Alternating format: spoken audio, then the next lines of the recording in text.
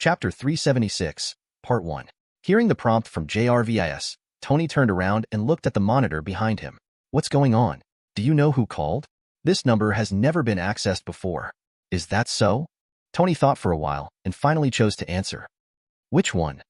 Tony, how are you? A familiar voice came. Hearing this voice, Tony's face suddenly changed slightly. Fan? You're actually still alive? I won't die that easily. Ivan's cold voice sounded. Tony, this time, I won't lose again. Trace a call. Tony said calmly while listening to the phone. Yes. Under tracking. The history of the Stark family will be rewritten. JRVIS, where is he? Tracing using Oracle Network, off East Coast. Just like what your father did to my family 40 years ago. I will pay it all back to you today. Sounds good. Let's have a chat. Tony dragged the other person while listening to the news from JRVIS 28, Delta State Region, Manhattan, and adjoining administrative regions.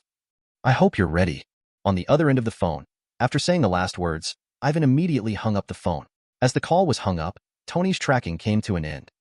Tracking failed. Hearing this, Tony's expression changed and his brain began to work rapidly. Soon, he seemed to have thought of something and hurriedly said, JRVIS, did anything happen in the area you tracked just now? Sir, New York will host the Hammer Industries exhibition tonight, where Justin Hammer will demonstrate the latest weapons of Hammer Industries. Right here. Tony's eyes sparkled, and he said with determination without even thinking. JRVIS send a message to Chen now and ask him to go to the exhibition to help. I will be there soon. As he spoke, Tony kept walking and quickly came to the armor not far away and began to put it on. Not long after, as the Mark VI armor was put on, the reactor on the chest suddenly emitted a dazzling light, and violent shockwaves emerged from the limbs, driving Tony's body to slowly stop in midair. Boom. As a strong wind blew by, the next moment, Tony drove his armor and rushed out of the ground in an instant, drawing a long trace in the sky and flying towards New York. Meanwhile, in New York City, that night, after finally reaching the limit in terms of physical fitness, Chen Luo also stopped sparring with Hulk. In addition, whenever Peter goes home, he likes to go play with Hulk, so these days he studies at home to free up time. Accompanying Mei, Qin and others, we spent a quite relaxing and enjoyable time. That night, Chen Luo was planning to go to Monster Town to see Mavis and Erica. However, before he could leave, a quick ringing of the phone rang. After picking up the phone, the next moment, JRVIS's voice rang out. Mr. Chen Luo. JRVIS? Chen Luo raised his eyebrows and asked with some confusion. Tony asked you to come to me? What's wrong with him? JRVIS conveyed Tony's meaning without any pause in his tone. Hearing this, Chen Luo immediately understood what Tony meant. If he remembered correctly, in the near future, as the Hammer Industrial Exhibition unfolds, Ivan will control those steel soldiers and launch attacks on everyone below indiscriminately, thereby attracting Tony to come and want to use this batch of steel soldiers versus Iron Man.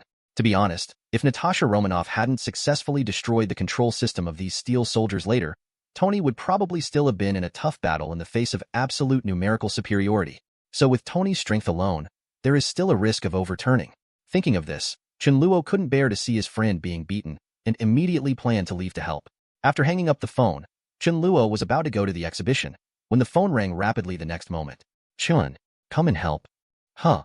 Hearing this voice, Chen Luo's expression changed, and he lost all his calmness before, and he quickly asked, Erica, what's wrong with you? Is there something wrong in the town? Chen, oh no, there's a problem at the hotel. I don't know what happened yesterday. Wayne and Frank suddenly turned into humans, and the other guests living in the hotel have also changed one by one. And now this situation shows no sign of stopping and is spreading to the small town outside, causing panic among countless people in the town. If we don't find a solution, I'm afraid no one will dare to come to the town in the future. Hearing Erica's words, Chen Luo frowned, thought for a moment, and then said, What about you and Mavis? How are you doing?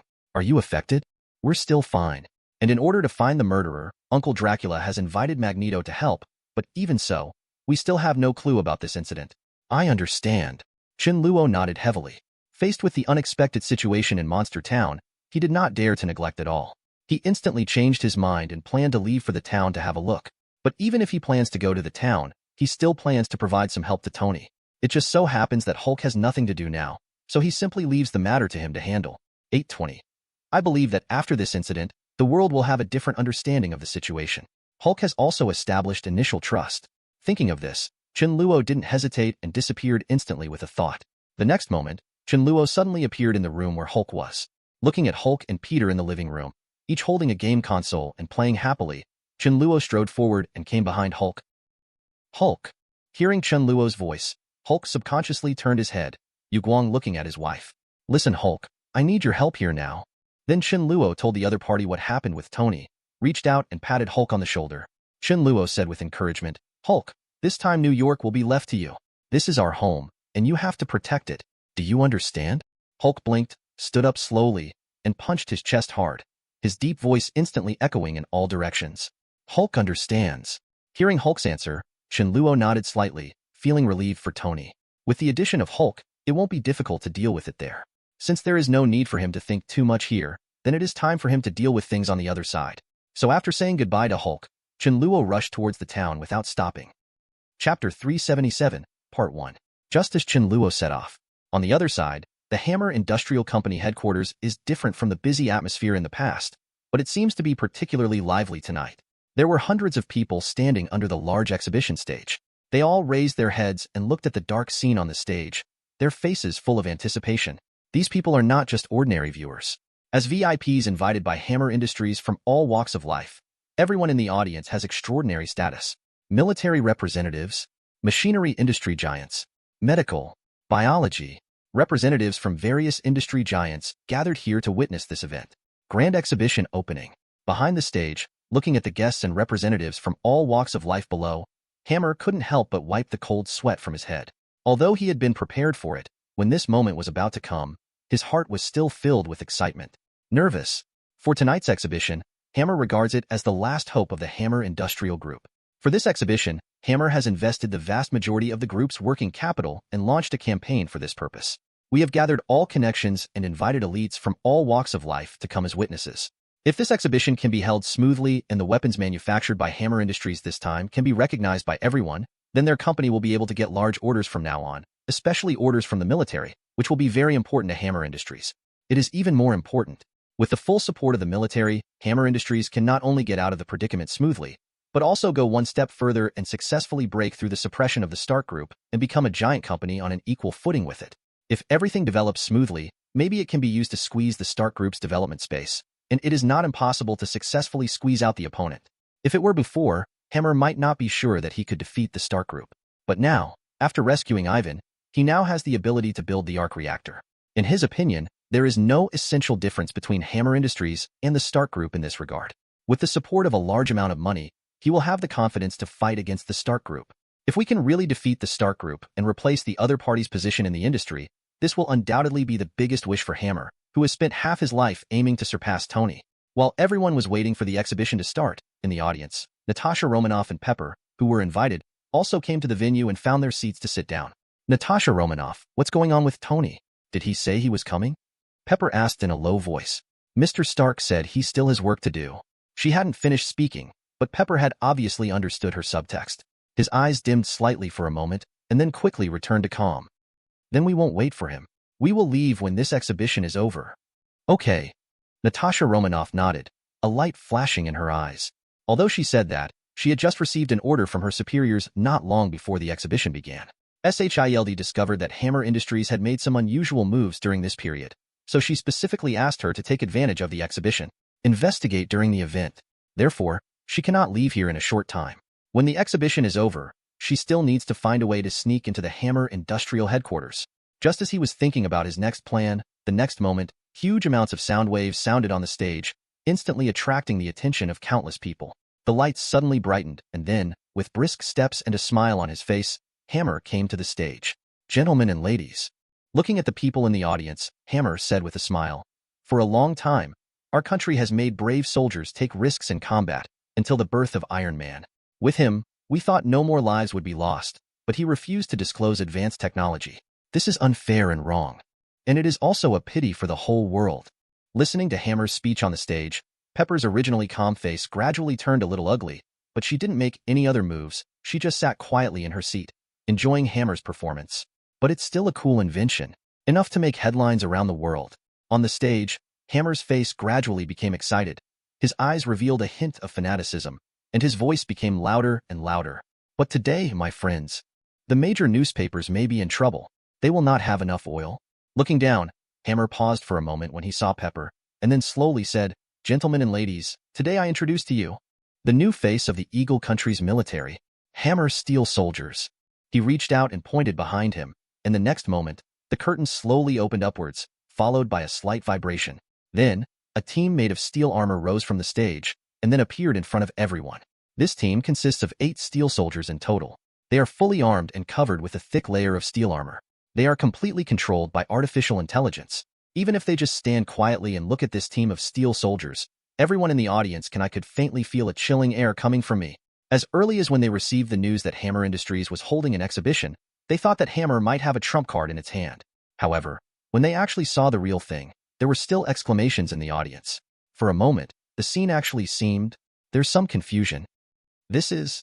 In the crowd, Pepper's pupil shrank subconsciously when he saw the team of steel soldiers appearing on the stage, and he couldn't help but have a trace of shock on his face. Although Natasha Romanoff's face was calm at the side, at this moment, in her heart, there were waves regarding the appearance of this steel soldier. She obviously knew a lot about Tony's steel armor, and it was impossible to even say that she wasn't interested in it. After learning about Tony's identity, Bing Rue had wanted to go to the temple, buy a few sets to use in battle. But even if they were in an alliance, Tony refused.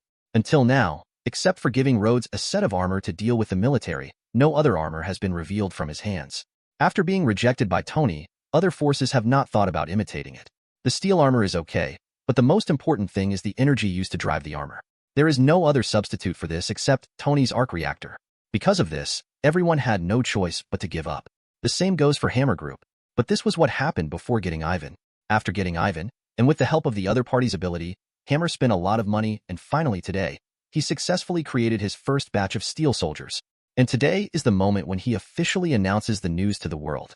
Chapter 378, Part 1. Navy Steel Soldiers. Air Force Steel Soldiers. Marine Steel Soldiers. Following 3 consecutive sounds, 3 more teams of steel soldiers with the same number as the former slowly rose from below and appeared in front of everyone. These 4 squads correspond to the 4 major branches of the military: sea, land, air, and special forces. In order to better cooperate with each branch of the military and to consider environmental adaptability, the 4 squads are also very different in form. But without exception, when looking at the ferocious cannon barrels exposed on these 4 teams, as well as the huge figures each over 2 meters high, people can't help but feel a shudder in their hearts. These are the same steel armors as Iron Man? Can they move? Are they just fake? Under the stage, a newspaper reporter who was invited couldn't help but stood up and asked.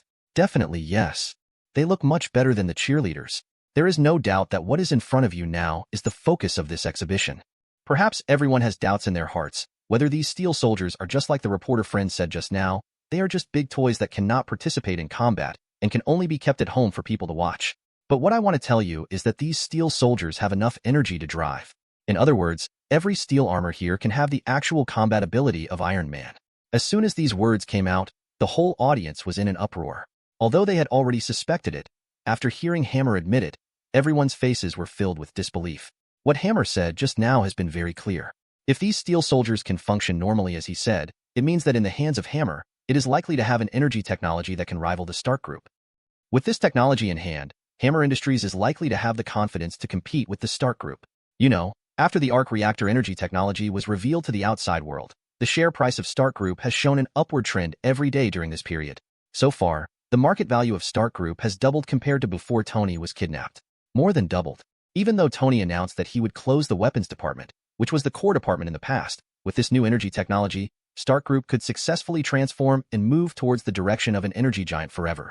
It can be expected that in the near future, once this new energy technology is promoted around the world, the prices of energy such as oil, coal, and natural gas are likely to depreciate significantly. In the end, the Stark Group may even become a true oligarch in the energy industry. When that point comes, the Stark Group's status in the world will also undergo an earth-shaking change. It is precisely because they understand the visible future of Stark Group that everyone understands what new energy technology means. Now with Hammer officially announcing the latest weapons at the exhibition, as well as new energy technology that is likely to be comparable to the Stark Group, if all this can be proven to be true, the future of Hammer Industries will be very likely reach the same heights as Stark. Being as rich as a country will no longer be a fantasy. Thinking of this, everyone's eyes changed when they looked at Hammer. Although this is revolutionary technology, real soldiers are still needed on the battlefield. On the booth, Hammer was still giving his speech nonstop, but what he didn't notice was that the 4 teams of iron soldiers behind him began to change faintly at this moment. Hammer Industrial Company Headquarters. Inside the studio prepared by Hammer for Ivan. After taking care of the two guards who were previously responsible for guarding him, Ivan kept moving, came to the console, entered the control background of these steel soldiers, entered the loopholes that had been set in the program, and only used a few in less than a minute. They successfully took over the control of this group of steel soldiers. Through the field of vision of these steel soldiers, Ivan looked at Hammer in front of him, who was giving a speech to the audience with a passionate face. Daft. The corners of his mouth slightly curved, and a cold luster flashed in his eyes. Ladies and gentlemen, today I am honored to introduce you to the first prototype, the Total Threat Responsive Combat Armor, and its pilot, Air Force Colonel James Lord. As the words fell, the next moment, at the front of the stands, a figure covered with silver metal and whose body looked much slender and smoother than the steel armors behind him slowly rose from the bottom of the stands and appeared in front of everyone. I can see that this armor has some similarities with Iron Man, but compared with the latter, this armor is not as eye-catching as the latter's gold and red colors. In addition, this armor looks it is also much thicker than the latter, and the jet black barrel extending from its shoulder adds a bit of a ferocious and murderous feel to it. I would like to introduce to you all War Machine. He will be the new hero of this country from now on. Hammer's face turned red with excitement, and he said to everyone in the audience. Facing the deafening cheers of the audience, the steel armor named War Machine at the front of the booth slowly raised its arms and saluted everyone. Seeing this, the cheers from the audience instantly became louder. Boom. But the more exciting things are yet to come. Accompanied by a harsh and sharp explosion, huge amounts of fire flashed across the sky from behind the venue, and then quickly flew towards the booth. Immediately afterwards, under everyone's surprised gaze, a steel armor made of gold and red slowly landed on the stage, standing opposite War Machine and staring at each other. Iron Man? It's Tony here. Iron Man. The scene was silent for a moment, and then, even bigger amounts of cheers rang out from the audience. Countless people couldn't help but stand up one after another, and Shichualu's eyes were filled with a different kind of brilliance. Tony. In the middle of the crowd, Pepper slowly stood up and looked at the figure on the stage, surprise flashing in his eyes. Rod, we are in trouble. Tony quickly came to Rhodes and spoke quickly. Huh? What do you mean? Rhodes was stunned and said with some doubts. Tony raised his right hand and waved downward symbolically, then whispered, Everyone is in danger. We have to find a way to get them out. What on earth are you talking about? Tony, you have to know that now? Before Rod finished speaking, he was quickly interrupted by Tony. Rod, listen to me. Hammer is cooperating with Ivan. Rhodes was stunned for a moment, but before he could speak again, a sudden change occurred the next moment. Chapter 379, Part 1. Click. On Rhodes' shoulder, the outward extending cannon barrel suddenly began to rotate, and then slowly pointed in the direction of Tony under Rhodes's shocked gaze. Wait, Rod, what are you going to do? Seeing this scene, Tony's expression changed, and he spoke in a panic. I don't know. It's not under my control. The moment Tony finished speaking, Rhodes's equally panicked voice sounded. It was obvious that he was not mentally prepared for this scene. Stop. Damn it. Stop it. After reacting, Rhodes immediately tried to control the War Machine to stop such behavior. However, no matter how he shouted, the systems built into the machine no longer had the same arm-like command as before. Ignoring his order, he still pointed slowly but firmly in Tony's direction. I can't move, I'm locked. Feeling that he could no longer control the armor, Rhodes looked extremely ugly. He looked in the direction of Tony and said quickly, Tony, get out of the way. Come on, the whole system is controlled. The next moment, not only his armor, but also the 4 squads of fully armed steel soldiers behind him raised their arms and began to turn their weapons rapidly, aiming in Tony's direction, ready to attack immediately. Let's go, everyone. Let's go quickly. After hearing this, Tony's expression changed, and he flew high into the sky without thinking. After leaving such words, he quickly flew towards the top of the venue. Tony took the initiative to attract the attention of these armors. The next moment, as Tony flew high into the sky, countless gun barrels were raised towards the sky. With countless sparks shining, bullets spurted out like a violent storm, heading towards right to the sky. Seeing these armors on the stage, suddenly launching an attack, the audience burst into screams. Even Hammer, who had just been giving a speech on the booth, changed his face, panic flashed across his eyes, and his mind went blank. He never imagined that the exhibition that he had been preparing for a long time, which was regarded as a turning point for Hammer Industries, would have such a change. Even if he regards Tony as his lifelong enemy, and he does think about using other means to deal with him in his heart, but even so, no matter how much he wants Tony to disappear, he will never act like this. Report. He knew exactly how serious the consequences of openly attacking Tony at the exhibition were. This is obviously no longer the scope of ordinary business competition. Not to mention what kind of revenge Hammer Industries will suffer from the Stark Group after this incident, I am afraid that even the military, which originally belonged to them, can still maintain its original rights towards them. Trust has now become an unknown quantity. And this is not the most important thing. After such an incident, the credibility of Hammer Industries in the world will also be greatly damaged. It is foreseeable that Hammer Industries can survive even after this incident. The orders we can receive in the future will also be pitifully few. But this is understandable. After all, after seeing what happened today, who else can trust the weapons manufactured by Hammer Industries? Ivan. There is no doubt that when Hammer came to his senses, he instantly understood the initiator of this incident. Looking at the changes at the meeting, he still doesn't understand why. I'm afraid that the other party didn't really want to cooperate with him from the beginning to the end. The other party only regarded him as a tool to help them build the steel army in front of them. Long before the construction of this soldier was completed, Ivan had left a backdoor in their system so that he could control it at any time. Even if Tony doesn't come here tonight, Ivan is very likely to directly control this army to settle the score with Tony. Wanting to understand this, Hammer's eyes instantly became extremely cold. Recalling Ivan's figure, his heart was full of anger at this moment. If the other person was in front of him now, he would like to tear him into pieces. But it's useless to think about it now. Faced with the constant strafing attack by the iron soldiers on the stage, if he dares to stay here, it will be the same as seeking death. Therefore, no matter how resentful he is towards Ivan, he has to flee to the outside with everyone present. As the bullets poured down, the glass on the top of the venue was instantly shattered by the bullets, and they fell downwards one after another. With the crisp sounds, everyone present suddenly became more panicked, and their steps accelerated a little. After a while, the venue suddenly became agitated. Chaos. And just as everyone was running away, Natasha Romanoff, who was beside Pepper, relied on Superman's first-class skills to protect him tightly behind her, passed through the crowd in front, and ran towards the outside of the venue. With the protection of Natasha Romanoff, and the fact that the troops at the booth had no intention of attacking everyone present, Pepper and the two ran out of the exhibition venue without any danger. Regarding Pepper's actions, Ivan, who was still waiting in front of the screen on the other side, had no intention of paying attention. Seeing Tony flying into the sky, Ivan immediately controlled the steel troops to fly into the sky, heading towards Tony. Chasing the doctor. Zero request flowers. JRVIS, quickly invade their systems. I want to seize control of them. Yes, sir. Seeing the troop chasing behind him, Tony immediately gave instructions without thinking. Tony, I've got the target. At this time, behind Tony, Rhodes followed closely, with the barrel of the gun on his shoulder pointed in Tony's direction, ready to go. The next moment, the barrel of the gun began to rotate rapidly, and countless bullets poured out, shooting forward. Feeling the movement coming from behind, Tony quickly controlled his body to change positions in the air to avoid the attacks behind him. At the same time, there was a control room on the basement floor of the exhibition.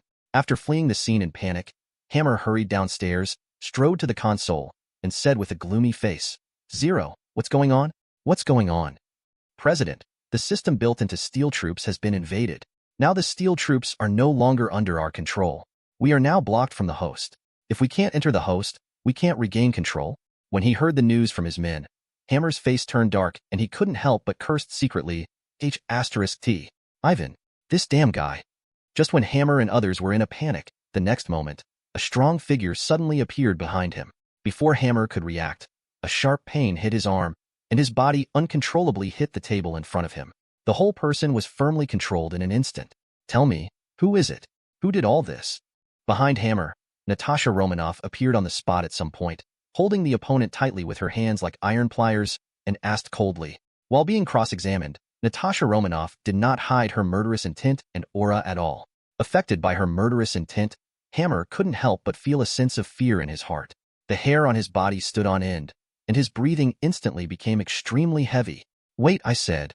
Hammer did not dare to neglect it all, and quickly told the other party everything he knew, for fear that if he spoke slower, he would lose his life. After getting the answer she wanted, Natasha Romanoff ignored the other party, released her hands, and immediately rushed towards the Hammer Company headquarters.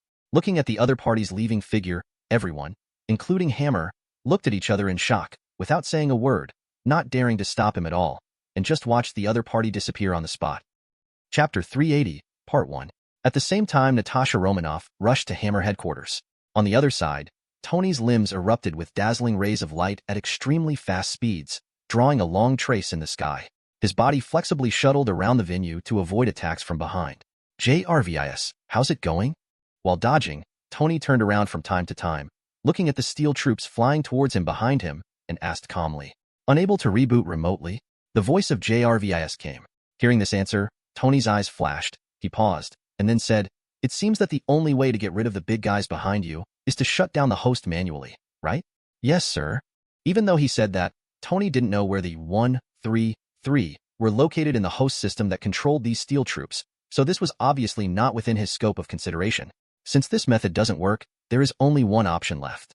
An idea flashed through his mind. Tony's face was solemn, and he made a decision in his heart. "JRVIS, we?" "Tony, be careful." Before he finished speaking, Rhodes' anxious voice suddenly sounded. Following his reminder, a layer of steel shields quickly spread from both sides on the chest of the armor worn by Rhodes. Immediately afterwards, a small-looking cannonball that was about 20 centimeters in length slowly emerged from the inside. As the system aimed at Tony's position, the next moment, accompanied by a dazzling fire, the small missile flew out rapidly. Dragging a long tail flame, came behind Tony in the blink of an eye. As the trump card product of Hammer Industries, according to what Hammer said when it was promoted, the missile named Ex-Wife is quite powerful. Only one such missile can easily penetrate a thick layer of fortress, along with the base that reached tens of meters deep underground and were blown up together. In terms of power, although it is still not comparable to the Jericho missile of the previous Stark Group, under the same size, the power of the Ex-Wife is even more powerful than the former. Precisely because he understood the power of this missile, when he saw the missile flying towards Tony, Rhodes' pupils instantly began to shrink. A trace of panic appeared on his face, and he subconsciously reminded him. Hearing Rhodes' voice, Tony's heart froze. Without thinking, he immediately controlled the armor to draw a strange arc in the air, bypassing the building in front, hoping to avoid the missiles behind him. However, what he didn't expect was that the missile was equipped with a positioning system. Faced with Tony's dodge, the missile responded equally quickly. The moment it was about to contact the building in front of him, it smoothly deflected to one side and passed by. A huge amount of arc-shaped curves circled the building and followed closely behind Tony. Turning back and seeing the missile behind him getting closer and closer to him, Tony's face changed slightly and his brain was working rapidly. In just the blink of an eye, he made a decision in his mind. Just when the missile was about to come into contact with him, Tony moved quickly, opened the shoulder shield, and then densely packed micromissiles flew out automatically, streaking thick smoke in the air, and quickly hit the missile behind him. Boom! A deafening roar instantly resounded through the sky, and a huge fireball with a height of 100 meters exploded in the sky. Immediately afterwards, a powerful shockwave visible to the naked eye exploded, and a circle of white air waves centered on the fireball. Rapidly it spread in all directions, and before Tony could react, it hit him instantly. Boom!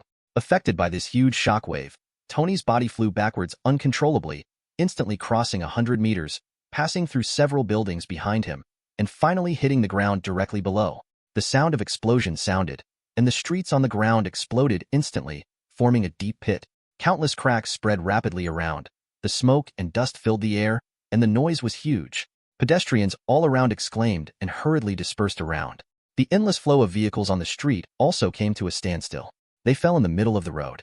Affected by the huge pit in front of them, they could no longer move forward. After struggling to climb up from the pit and pushing aside the rubble that buried most of his body in front of him, Tony shook his head, his body swaying slightly uncontrollably and looking a little dizzy. But before he could calm down, dozens of sharp roars sounded in the sky above him. He subconsciously raised his head and looked at the sky. Under the leadership of Rhodes, he saw dozens of huge giants made of steel. The figure dragged out a long tail flame in the air, flying rapidly towards the direction of two. While advancing, these dozens of steel armors all raised their arms, and the gun barrels loaded on their arms quickly began to rotate, and countless bullets poured down, heading towards the ground where Tony was shrouded. Countless dazzling firelights instantly lit up in the night sky. Seeing this scene, Tony's energy suddenly refreshed. He finally woke up, dragging his still dizzy body, trying to get out of the opponent's attack range. However, under the hail of bullets coming from the sky in front of him, because he lost the initiative, Tony had just controlled the armor to slowly lift a few meters away from the ground when he was enveloped by the bullets that followed closely. Countless bullets poured into Tony's body. Countless bright sparks burst out from the armor, which looked extremely dazzling. Although his armor is made entirely of the hardest alloy on the market, his defenses were not broken under this hail of bullets, but he faced powerful fire suppression. Tony still fell to the ground uncontrollably again, and the impact force caused by countless bullets continued to cover the surface of the armor, keeping it firmly in place. And this is exactly the effect Ivan wants. 2.6 Looking at Tony unable to move, Ivan's eyes flashed with cold light, and then he controlled Rhodes' armor without hesitation, along with the steel shield on his chest. He opened it again, and immediately after, Another ex-wife missile shot out in an instant, heading in the direction of Tony. No, Tony, be careful. Hearing Rhodes' voice, Tony subconsciously raised his head and looked toward the sky. When he saw the missile coming towards him, Tony's heart sank instantly, and he couldn't help but have a trace of panic on his face. Roar. At this critical moment, suddenly, a terrifying roar sounded, and then, a huge amount of black shadow fell from the sky, falling violently in the direction of Tony. Hulk, attack. Chapter 381, Part 1. Before anyone else could react, Hulk's figure instantly appeared in the hail of bullets. Bang, bang, bang. There were constant collision sounds one after another, and countless bullets quickly passed through the air in front of them, falling instantly on Hulk's dark green skin. Under the constant impact, Hulk's muscles were slightly dented, but his skin showed no signs of damage. After losing power, the bullets that landed on Hulk could no longer move forward at all, and fell to the ground without power. Ignoring the attack in front, Hulk's eyes flashed with a trace of violence. He raised his arms, and then slammed towards the middle. Hulk shock. The moment his palms were closed, a powerful shockwave visible to the naked eye was instantly generated and spread from the palms, and a white air wave emerged, covering the area in front of him with a hail of bullets in the blink of an eye. A strong wind swept past, and as this shockwave swept forward, the next moment, the bullets fired from the front also lost their power. Some staggered and fell towards the ground, while more of them turned their guns. Head back and start returning along the original path. Even the ex-wife missile launched by Rhodes just now is the same. Seeing the missile drawing an arc in the sky and then rushing towards his direction, Rhodes' pupils shrank and a trace of panic appeared on his face uncontrollably. *T. Tony, help me. Rhodes could clearly see the power of the missile just now.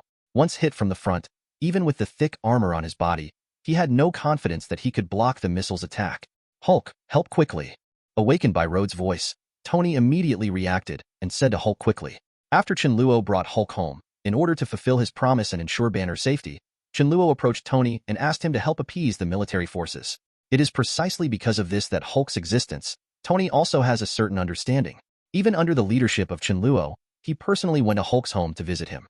After spending time together, although the relationship between the two was not as close as that of Chen Luo and Peter, for Tony, Hulk he is treated as a friend. As for his friends, Hulk has always been willing to help. Roar. With a roar, Hulk kicked his legs hard, and his whole body instantly rose into the sky. Just before the missile was about to contact Rhodes, a pair of large dark green-skinned hands stretched out. Wrap this missile firmly in the palm of your hand. Boom. The next moment, a terrifying loud noise was heard, and Hulk's painful roar instantly spread across the sky. Immediately afterwards, a huge amount of fireball rose in the sky, and a powerful shockwave spread out, instantly killing the two surrounding Rhodes and Hulk. Fly hundreds of meters away. The two people drew a long straight line in the sky, and their bodies quickly retreated, smashing several buildings behind them, and then they fell to the ground together, knocking out two huge amounts of potholes in the ground, filling the sky with smoke and dust, causing countless passers-by exclaimed. The smoke dissipated, and then, a figure covered in steel armor slowly climbed up from the pit, shook his head, and stood still for a moment. When his consciousness finally returned to clarity, he slowly began to move. Dazzling flames emerged from under his feet, dragging his body slowly into the air. He lowered his head and tried to control his limbs. Then, Rhodes finally let out a long sigh of relief. Rod, how are you? Tony. After coming back to his senses, Rhodes' eyes narrowed and he quickly responded, I have successfully escaped control. Thanks to that big guy. Hearing Rhodes' emotion, Tony on the other end relaxed and smiled. That big guy is Chen's friend, and I heard that he and King Kong often play together recently. If it weren't for you some time ago, if you were too busy, you should have met Hulk long ago. Hulk? Why does this name sound familiar? Rhodes murmured thoughtfully. After a moment, he seemed to remember something and his eyes opened suddenly. Wait a minute, the riot that happened in New York some time ago. Don't worry, Rhodes. Tony's voice came. Although Hulk was involved in the turmoil some time ago, he was on our side. You don't have to worry. And if he was hostile to humans, he wouldn't have saved you just now. Makes sense. After reacting, Rhodes nodded in agreement. By the way, how is Hulk? Is he okay? At this time, Rhodes suddenly remembered the scene just now and couldn't help but worry. He had seen clearly just now. At the moment when the missile exploded, Hulk wrapped it tightly with both hands, which reduced the power of the explosion to the extreme. It was precisely because of Hulk's protection that he was able to escape unscathed. He escaped from the explosion and got out of Ivan's control as a blessing in disguise. Although nothing happened on his side, the same could not be said for Hulk. After receiving that level of explosion, it was hard for Rhodes to believe that nothing would happen to Hulk. I don't know. I was just planning to go over and have a look. Then I'll go with you. Before he finished speaking, the next moment, an unprecedented huge roar sounded from a distance. The sound was rolling, and the terrifying sound waves visible to the naked eye spread rapidly outwards. The air seemed to vibrate slightly, and buildings within a radius of several hundred meters were destroyed, shrouded in this wave of sound. In this roar, the outer glass of these buildings instantly exploded and fell in clusters. Not only the surrounding buildings, but also the surrounding pedestrians were affected by this sound wave. Their eyes rolled white, their brains became dizzy, and their consciousness began to quickly become blurred. He fell to the ground without any control at the table. 7:40 when the sound waves gradually dissipated, except for Rhodes and Tony, who were able to stay awake thanks to the protection of their armors. Everyone else in the area fell into a coma. Looking at the scene around him, Rhodes opened his mouth subconsciously, his face full of disbelief. Just a roar can knock out hundreds of people, and even the surrounding buildings become damaged. Such destructive power is really beyond his knowledge. Roar. The ground trembled slightly, and then, a huge figure about 3 meters in size instantly rose into the sky, leaped hundreds of meters away, and rushed towards the steel soldier troop above Todian's head. Hulk punch. The fist, which was like a casserole file size, fell with a bang. It contained thousands of tons of power. It was just a punch. The moment the fist came into contact with the opponent, the thick layer of steel armor instantly made a dull and harsh sound, and then the whole thing exploded. Explode. Countless steel fragments scattered in all directions, streaking through countless afterimages in the air, and then sank deeply into the ground below. Pieces of fragments were inserted into the ground, full of tragic atmosphere. Lifting his head and looking at the scene happening in the sky, Tony's eyes shrank and the corners of his mouth began to twitch slightly. This monster. Chapter 382, Part 1. Boom. After blowing up a armor in the air with one punch, Hulk immediately fell to the ground after losing its force-bearing point. With a dull sound, the moment Hulk's legs touched the ground, the cement-paved road cracked instantly, and countless cracks spread rapidly outward. The ground seemed to tremble for a moment, and the gravel exploded with an astonishing force. Looking at the arc reactor that was shining with blue light in his hand, Hulk raised his head and looked at the steel soldier army in the sky, grinning, and a cold light flashed in his eyes. Who is this guy? Looking through the screen at the monster wrapped in dark green skin that suddenly appeared on the ground, Ivan's pupil shrank, obviously shocked by the other party's performance just now. Judging from the power Hulk showed just now, Ivan began to think secretly. Even if he wears the equipment and uses the energy provided by the newly improved arc reactor, he can even rival Iron Man, but facing a monster like Hulk, he has no confidence that he can win. Even if he is not face-to-face with the other party, just across the screen, Ivan can still feel a strong and heavy pressure from it. Unknowingly, Ivan's brows are frowning. A light flashed in his eyes, and soon, Ivan made a decision in his mind. His hands were swiping and typing on the keyboard quickly, and as the instructions were input, immediately above the heads of the two Hulks, the steel army also quickly took action. The queue quickly dispersed, with both hands pointing in the direction of Hulk. As the barrels turned, surging firepower surged out, and countless bullets poured towards Hulk. Roar. Raising his head and looking at the sky, Hulk had a ferocious look on his face, roared angrily, anger rose in his eyes, and he exerted force on his feet, causing the ground to instantly shatter. Under the powerful reaction force, Hulk rose into the sky again, raised his fists, and rushed towards the sky. But facing this move, Ivan was already prepared. The troops dispersed in an instant, rising hundreds of meters into the sky again. After barely dodging Hulk's attack, October's dense firepower network hit Hulk's direction again. With Ivan's control, Hulk without flight ability was suppressed again by powerful firepower and fell back to the ground after missing a hit. But this is not Ivan's purpose. While suppressing the fire, Ivan also controlled the unit and began to fly to one side. Seeing these little bugs gradually moving away from his field of vision, Hulk's eyes became more and more angry. He roared at the doctor and followed him with hesitation. Hulk W. Seeing Hulk leaving with him, Tony's expression changed, and he couldn't understand Ivan's plan. It's obvious that the other party plans to use this force to lure Hulk away, and then free up his hands to attack them. Although he understood what the other party was thinking, Tony really couldn't stop him. Tony understands Hulk's character very well. He is a being who is easily aroused to anger. Once his brain is occupied by anger, Hulk at that time cannot listen to anyone's words and only thinks about destruction and destruction. Just like now, Hulk, who has been irritated by the opponent and has become a little superior, will not listen to him. If he steps forward rashly, he may be attacked by the opponent. Thinking of this, Tony stopped decisively, moved his eyes to the sky, and suddenly had other thoughts in his mind. Since there is no way to stop Hulk, let's solve the problem from the source. As long as the troops in the sky are eliminated, after losing the target, Hulk can regain his composure. At this thought, Tony's eyes flashed, and he immediately started to contact Rhodes. Rhodes, let's keep that team of steel soldiers in the sky together. Good.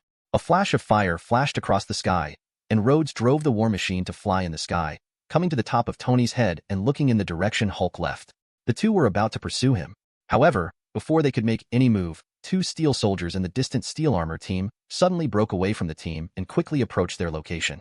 100 meters away from the two of them, two small missiles flew out of the shoulder barrels and attacked them rapidly. Careful! Tony's eyes shrank. He stretched out his hands and fired two dazzling energy cannons instantly, flying towards the two missiles ahead. Boom! The two penalty energy cannons, one after the other, hit the target exactly. Accompanied by a violent explosion, the intense firelight shone in the sky and immediately attracted the attention of countless people. But these are obviously not what Tony and the two care about now. At the moment of the explosion, the two steel soldiers in the sky were already close to the two of them, floating in the sky. At the same time, an electronic synthesis sound came. Tony Stark. Ivan? Hearing this voice, Tony's face darkened and he said, "It seems like this is your plan. But it's such a pity. Your toys alone can't hurt me." While saying this, Tony quietly whispered, "JRVIS, try to track his location." "Yes, sir." While JRVIS was trying to track, Ivan's voice sounded again on the other side. "I have to say, you really exceeded my expectations. As long as that monster exists, my little toys really can't deal with you. But it doesn't matter. I never intend to give up the opportunity for revenge to others. This kind of thing can only be done by myself. After today, the Stark family will disappear from this world. What your family did to my father can only be repaid with your blood. So let's show it off, Tony Stark. I'm here waiting for you." The moment the words fell, the two steel soldiers were seen drawing a long arc in the sky, and then flying towards the direction of the Hammer Industrial Headquarters. "Tony, follow me." Tony showed no hesitation. With a thought, flames rose under his feet, and he instantly rose into the sky, following closely behind the opponent, only to disappear into the sky in the blink of an eye. Seeing Tony's, Li Nua Zhao, figure leaving, Rhodes' eyes narrowed, and he immediately followed him without any hesitation. For steel armors streaked across the sky, just as they were approaching their destination at high speed. On the other side, after saying this, Ivan did not stay here. He turned around and quickly put on his equipment, then started the reactor on his chest, and then with huge amounts of energy flowing, the long whip in his hand was covered by two blue electric currents at a speed visible to the naked eye. The long whip kept making sharp chirping sounds, and it was just swung at random. The next moment, as the long whip passed by, the door made of steel in front of him was instantly split into two and broken from the middle. Stepping out of the door, Ivan kept walking and waving his whip, breaking open the walls in front of him layer by layer, walking out of a straight line, quickly disappearing into the company headquarters, and then heading towards the place he had prepared. Walk to the location of the decisive battle. Almost at the same moment, just as he arrived, for long streaks of fire streaked across the sky, and then fell straight in his direction. Chapter 383, Part 1. Several dull sounds came in succession. Immediately afterwards, the ground shook slightly for a moment, and then in front of Ivan, the two steel soldier armors responsible for attracting Tony and the two people stood quietly, guarding Ivan firmly behind them. He raised his arms, and before Tony and the two of them landed, the barrel of the gun began to rotate rapidly, and ferocious firepower erupted outwards in an instant. Tony had obviously been prepared for their actions. The next moment he was preparing to attack. The two of them immediately spread out and flew to both sides. After dodging the attack from below, Tony Rhodes started the next move with a tacit understanding.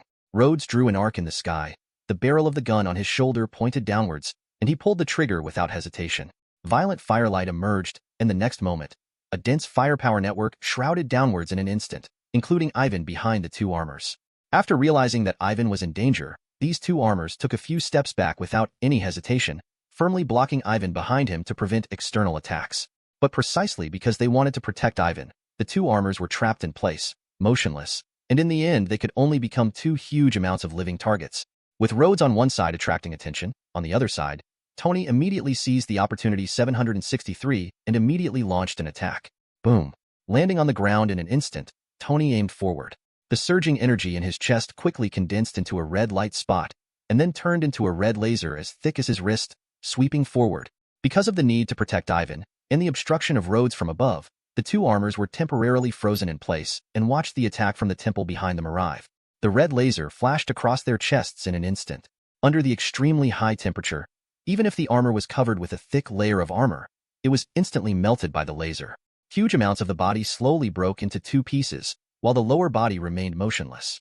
As for the upper body, it slowly slid towards the ground.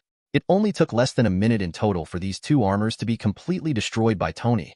Seeing that he had hit the target with one hit, Tony's originally heavy face relaxed slightly.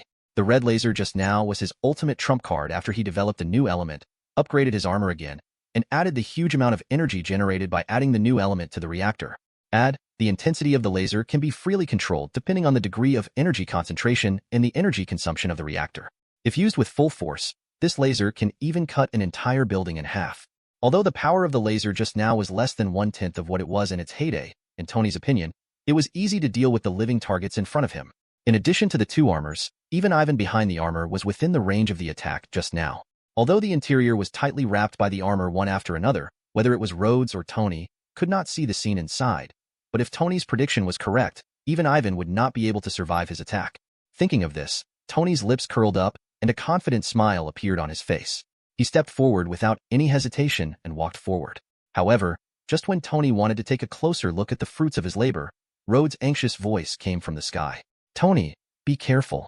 Looking down from the sky, although Rhodes could not clearly see the scene inside, as Tony approached, Rhodes could clearly see that a bright blue light was gradually emerging from the inside of the two armors, and the light became stronger and stronger, dazzling, like a blue sun shining. Tony Stark. Before Tony could react, a long blue whip instantly broke through the armor in front of him and swung it in the direction of Tony. With the electric current carried on this long whip, the temperature attached to it is vaguely comparable to Tony's laser just now. Therefore, at the moment of being thrown out, the tall figure blocking the view in front was instantly broken from the waist. The fracture was completely corroded by high temperature, and there was a faint bright yellow light at the edge. Even from a distance, it was obvious you can feel the terrifying high temperature attached to the fracture. Faced with Ivan's sudden attack, Tony reacted in time and subconsciously started to dodge. However, because the distance between the two of them was too close at this moment, he was still hit by the long whip on the side of his body. The armor on the waist and abdomen was brushed by the long whip.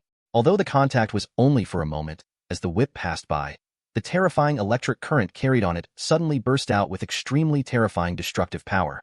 The high temperature melts, and if the armor is not thick enough, even this whip can really damage the body inside the armor. Suspended in midair, barely escaping Ivan's fatal blow, Tony lowered his head and looked at the huge gap in his waist and abdomen, and suddenly broke out in a cold sweat. After successfully developing infinite elements, Tony's self-confidence has been greatly improved. Originally, he thought that with his current strength, he could easily deal with the opponent, but he did not expect that the opponent also upgraded his equipment. And the power was somewhat beyond his imagination. Thinking of the destructive power the other party showed just now, Tony did not dare to be careless at all now. His face was solemn, and he silently kept a certain distance from the other party. Then energy began to gather in his chest again, and a red light began to flicker in it. After realizing the danger of Ivan, Tony didn't plan to say anything more to him, and immediately planned to kill him in one go. Although Ivan's equipment is indeed very powerful, compared to Tony's steel armor, there are obviously many shortcomings, and the most important one is the gap in mobility.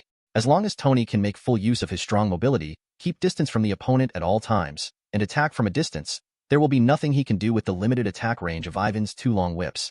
On the ground, Ivan raised his head and saw Tony's actions, and he immediately understood what Tony was thinking.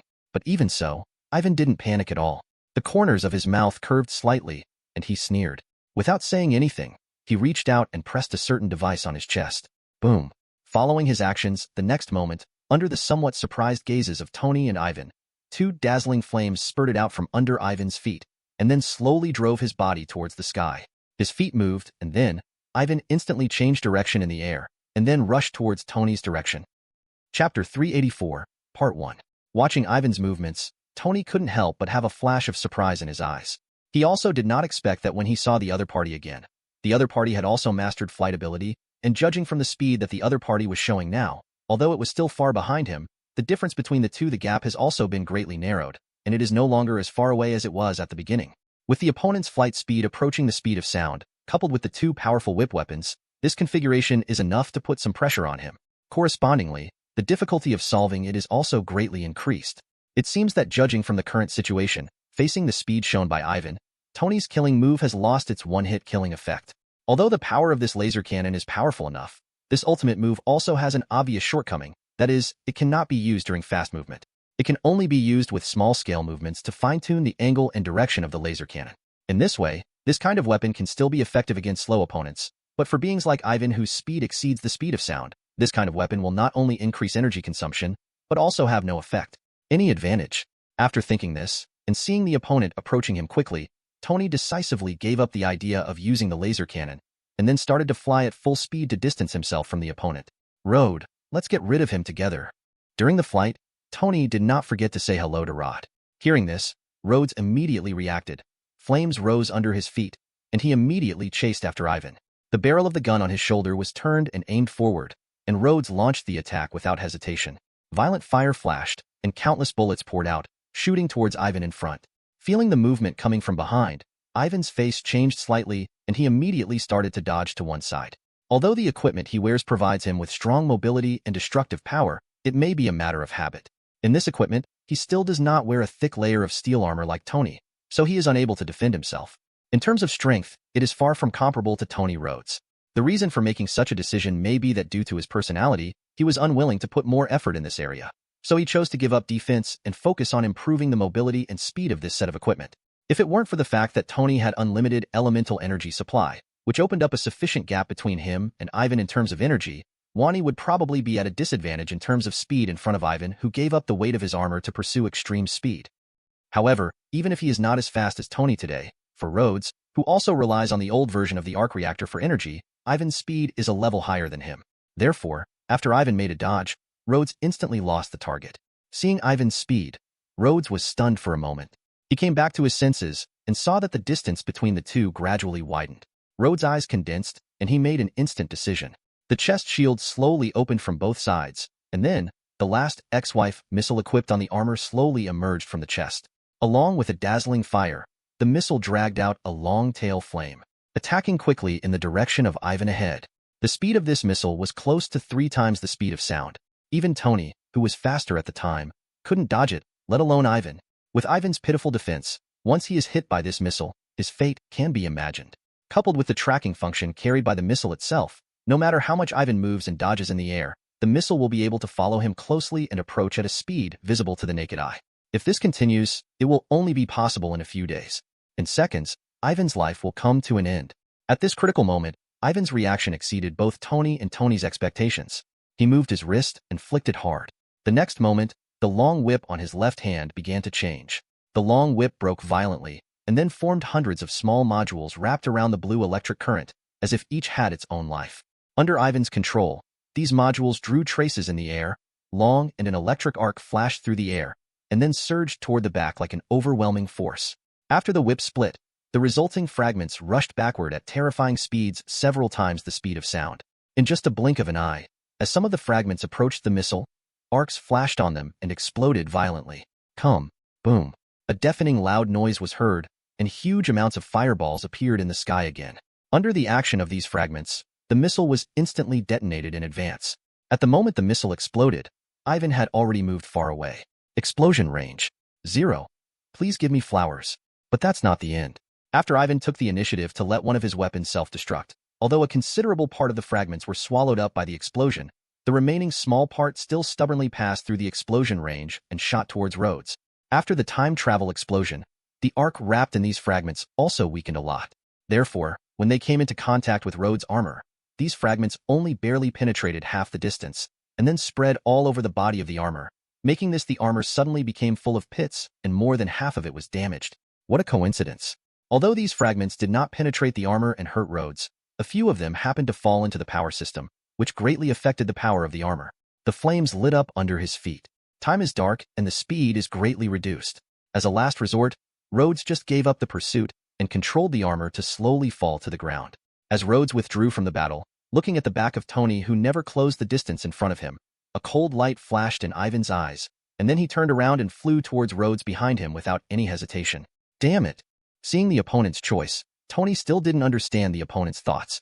Now with the armor being extensively damaged, Rhodes has completely lost the ability to resist in front of Ivan. If he attacks him at this time, Rhodes will one can imagine the fate of Duh. Tony naturally couldn't watch his friend fall into danger, so without thinking, he immediately turned back and rushed towards Ivan. Glancing behind him from the corner of his eye, looking at Tony's approaching figure, Ivan sneered and silently slowed down his movements, waiting for Tony to approach. Soon, when the distance between the two people narrowed to a certain extent, Ivan's movements suddenly stopped. He quickly turned his head and looked behind him, and the corners of his mouth slowly raised a cold arc, finally waiting for you.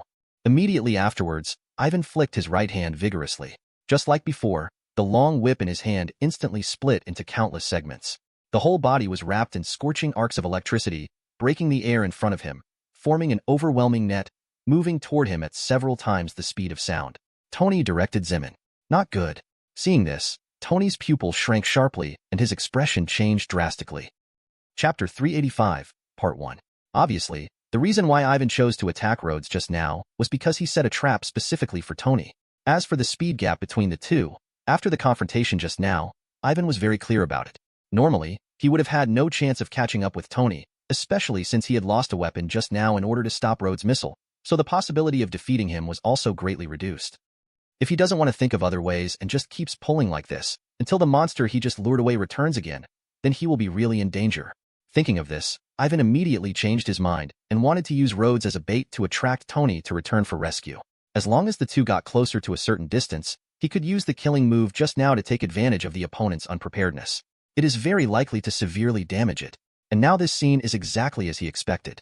While Tony was returning to the rescue, Ivan decisively launched his killing move, shattering the last weapon in his hand and delivering the final blow to Tony. Sure enough, because he was worried about his friend's safety, Tony didn't think much and just ran into him. When he saw the hundreds of fragments flying towards him rapidly in front of him, each fragment was wrapped with blue light and the harsh electric arc sizzled. Under this dark night sky, it was like hundreds of meteors streaking across the sky, passing through the air in front, roaring towards Tony. With the power shown by these fragments just now, even if Tony is protected by steel armor, he has no confidence that he can survive. At such a critical moment, Tony's brain began to operate at an unprecedented speed, almost subconsciously. His body folded, and his limbs were aligned forward.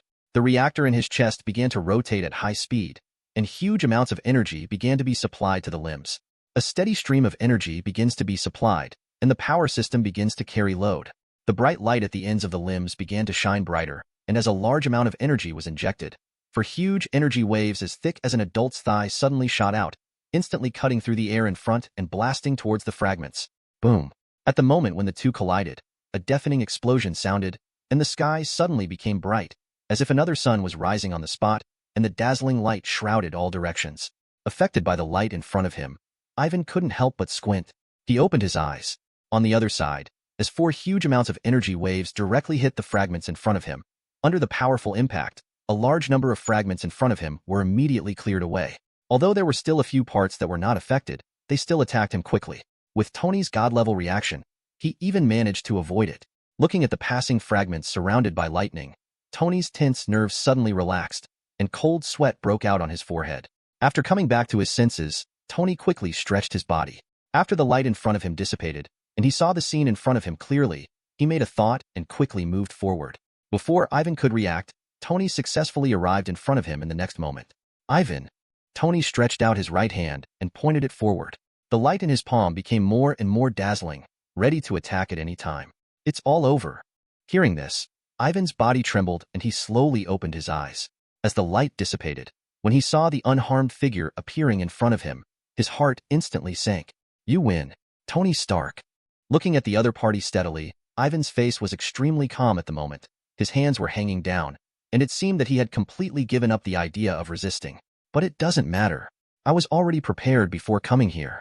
The corner of Ivan's mouth slowly raised a slight arc, and although a smile appeared on his face, looking at the other person's expression at the moment, for some reason, a bad premonition gradually rose in Tony's heart. Early on when I started to modify the equipment I was wearing, I made some small improvements on it. Now, it's time for it to work. Looking in the direction of Tony, the smile on Ivan's face began to become more and more weird. His eyes seemed to contain the fire of anger that could burn the world to the ground, and he wanted to drag Tony into hell with him. Tony, come to hell with me. With you by my side, my father will no longer have any regrets. Only with your life can you compensate your family for what they have done to us. After that, Ivan laughed crazily, and then, under Tony's shocked gaze, he pressed somewhere on his chest without hesitation. Boom.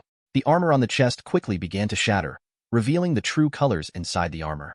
When he started to modify this suit of armor, Ivan made some changes in the design of the arc reactor just in case. In normal times, the reactor is used as an armor energy source for combat needs. But once like today, as he uses all his methods, even his last killing move is of no avail, and after completely losing the power to resist, this reactor can also be used as a bomb and killed with the enemy. With the energy contained in this reactor, once it self-destructs, the resulting explosion will be several levels more powerful than the ex-wife missile, even compared to the flagship product of Stark Industrial Weapons Department before it was shut down. Compared with the Jericho missile, it is not inferior. To be precise, when this reactor explodes, it is equivalent to the power of a small nuclear bomb. Even if it flattens a mountain, it will be an easy task. When it comes to the explosion range, it can cover several kilometers. Under such a range, even if Tony's speed can reach 3 times the speed of sound, it is absolutely impossible to escape. Even before he decided to go to war with Tony, Ivan was already prepared for failure. After all, the gap between the two is visible to the naked eye. Especially after the last battle, Ivan understands how powerful Tony is. If he doesn't leave a trump card for himself, what if he fails again this time? There is really no chance of a comeback. Encountering Hammer to rescue him was a rare thing before. If he fails again this time, he may not have the same good luck as last time. Therefore, in Ivan's view, as long as he can kill 5.8 Tony, he will do it at any cost. He can accept it, even if it costs his life. Looking at Ivan's chest, the reactor was turning red at a speed visible to the naked eye. The armor on Ivan's body began to crack rapidly, and flame-like patterns shone in the cracks. A warning sign suddenly appeared in Tony's heart, and his face became bright. Change. After realizing that Ivan wanted to self-destruct, Tony almost subconsciously jumped over him in an instant and flew in the direction of Rhodes below.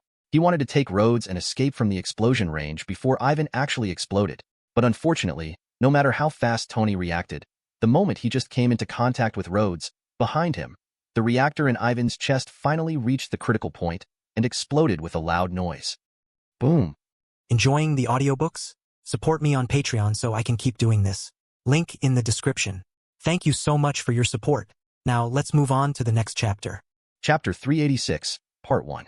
Endless light shone all around instantly, and in the dark night sky, a ball of huge amounts of fireball emerged in the air, and then rapidly began to expand outward. The surrounding air began to heat up rapidly, and the endless light and heat spread rapidly. It seemed as if a big sun had descended on the world and burned the world to death. But in less than 2 seconds, the light spread behind Tony, covering him in the blink of an eye. With the power of this reactor explosion, its core temperature is as high as millions of degrees Celsius. Under such a terrifying high temperature, even if Tony is protected by armor, both Tony Rhodes and Tony can be evaporated in an instant. Feeling the dazzling light behind them that was about to envelop them, Tony's eyes suddenly flashed with despair, his heart sank to the bottom, his body stiffened in place, and he completely lost the will to resist. With Tony's wisdom, he naturally understood the power of the explosion of this reactor. That is a terrifying lethality comparable to that of a small nuclear warhead. The temperature generated by the explosion is as high as millions of degrees. Coupled with the speed of the explosion, there is no possibility for him 03 to escape from the explosion range. Once he is enveloped by the light behind him, then neither he nor Rhodes would have any chance of surviving. Just as the light was about to envelope Tony, the next moment, a thin body appeared from behind Tony, put his hands on their shoulders, and then disappeared from the place with Tony in an instant. Boom. The light instantly flashed across the location where Tony and the two were, and in just a few seconds, the huge amounts of fireball enveloped the area for miles around. The terrifying high temperature burned everything around. The forest, rocks on the ground, and a slowly flowing stream in the distance were all instantly evaporated and disappeared into the air silently. After a while, when the light finally dissipated, in the open space where Tony and the others were, a huge pit with a radius of several miles appeared on the ground. The inside of the pit was bottomless, as if it had been hit by a meteorite, and there were green smoke. Rise in it. Under the high temperature erosion just now, the internal structure of a large number of stones in and around the deep pit has also been changed. They are shiny and look like a piece of diamond spread on the ground. Under the illumination of the moonlight, they become extremely shining. Even if the explosion has dissipated, the high temperature and large amounts of radiation contained in the surrounding areas have been absorbed by the land within this area, turning it into a restricted area for life. If a human rashly steps into it, it means that his life is also counting down. Just like the nuclear radiation produced after the explosion of a nuclear bomb, if it is absorbed by the human body rashly, it will not take long for the human immune system to be destroyed and eroded by the radiation, and various diseases will come to the door one after another, and all of them are incurable. Gradually die in pain and wailing. As the explosion dissipated, Ivan, as the creator of the explosion, had already been vaporized by the terrifying high temperature at the moment the reactor exploded and disappeared silently into the world. Moments before the time reversal, just as the explosion was about to envelope Tony and the two of them felt their eyes blurred. Then, the two of them swayed and disappeared in an instant, appearing in a dark corner of the city ahead. Boom. Two dull sounds sounded, and then two figures wearing steel armor fell from the air. By coincidence, they fell heavily into the two large electric trash cans below. *T. What the hell is this? After a while, Rhodes struggled to get up from the trash can, stepped out of it, lowered his head, and looked at the stains on his armor. His already dark face suddenly became even darker. Where is this? In another trash can, Tony came back to his senses, subconsciously flew into the sky, and looked around with some confusion. Wait, how did we get here? Mr. Iron Man. At this time, a voice suddenly sounded behind Tony. Attracted by the sound, Tony subconsciously turned around and looked at the exposed stairs beside him. Through the night vision system on the mask, he finally discovered the source of the sound. Are you mutant? I saw the thin figure curled up in the corner of the stairs. His whole body was covered with a layer of dark blue skin. There were lines engraved on the skin. He had a pair of pointed ears. Behind him, there was a sharp arrow-like arrow with an arrow at the end. An arrow-shaped tail swings in the air, looking like a blue demon escaping from hell.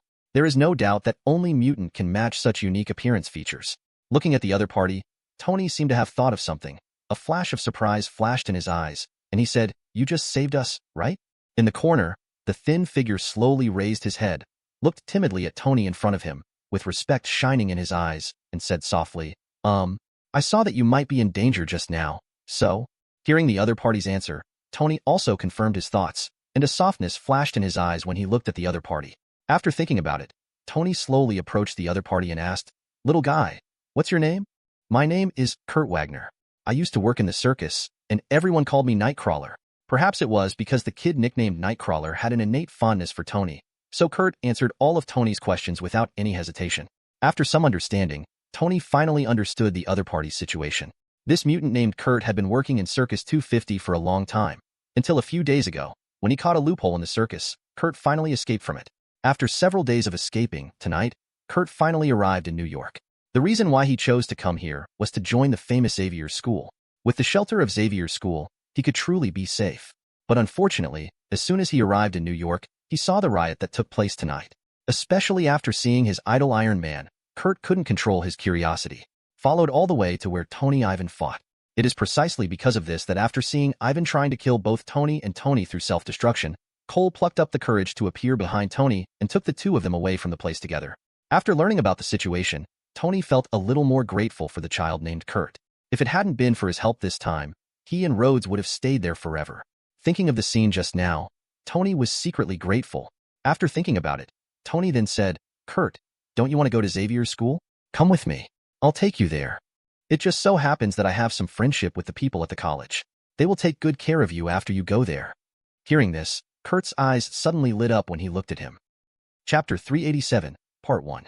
The four directions above and below are called the universe. In the past and present are called the universe. Outside the solar system, in the vast and infinite depths of the universe, a huge square-shaped meteorite floats in the vacuum, moving rapidly along a certain trajectory.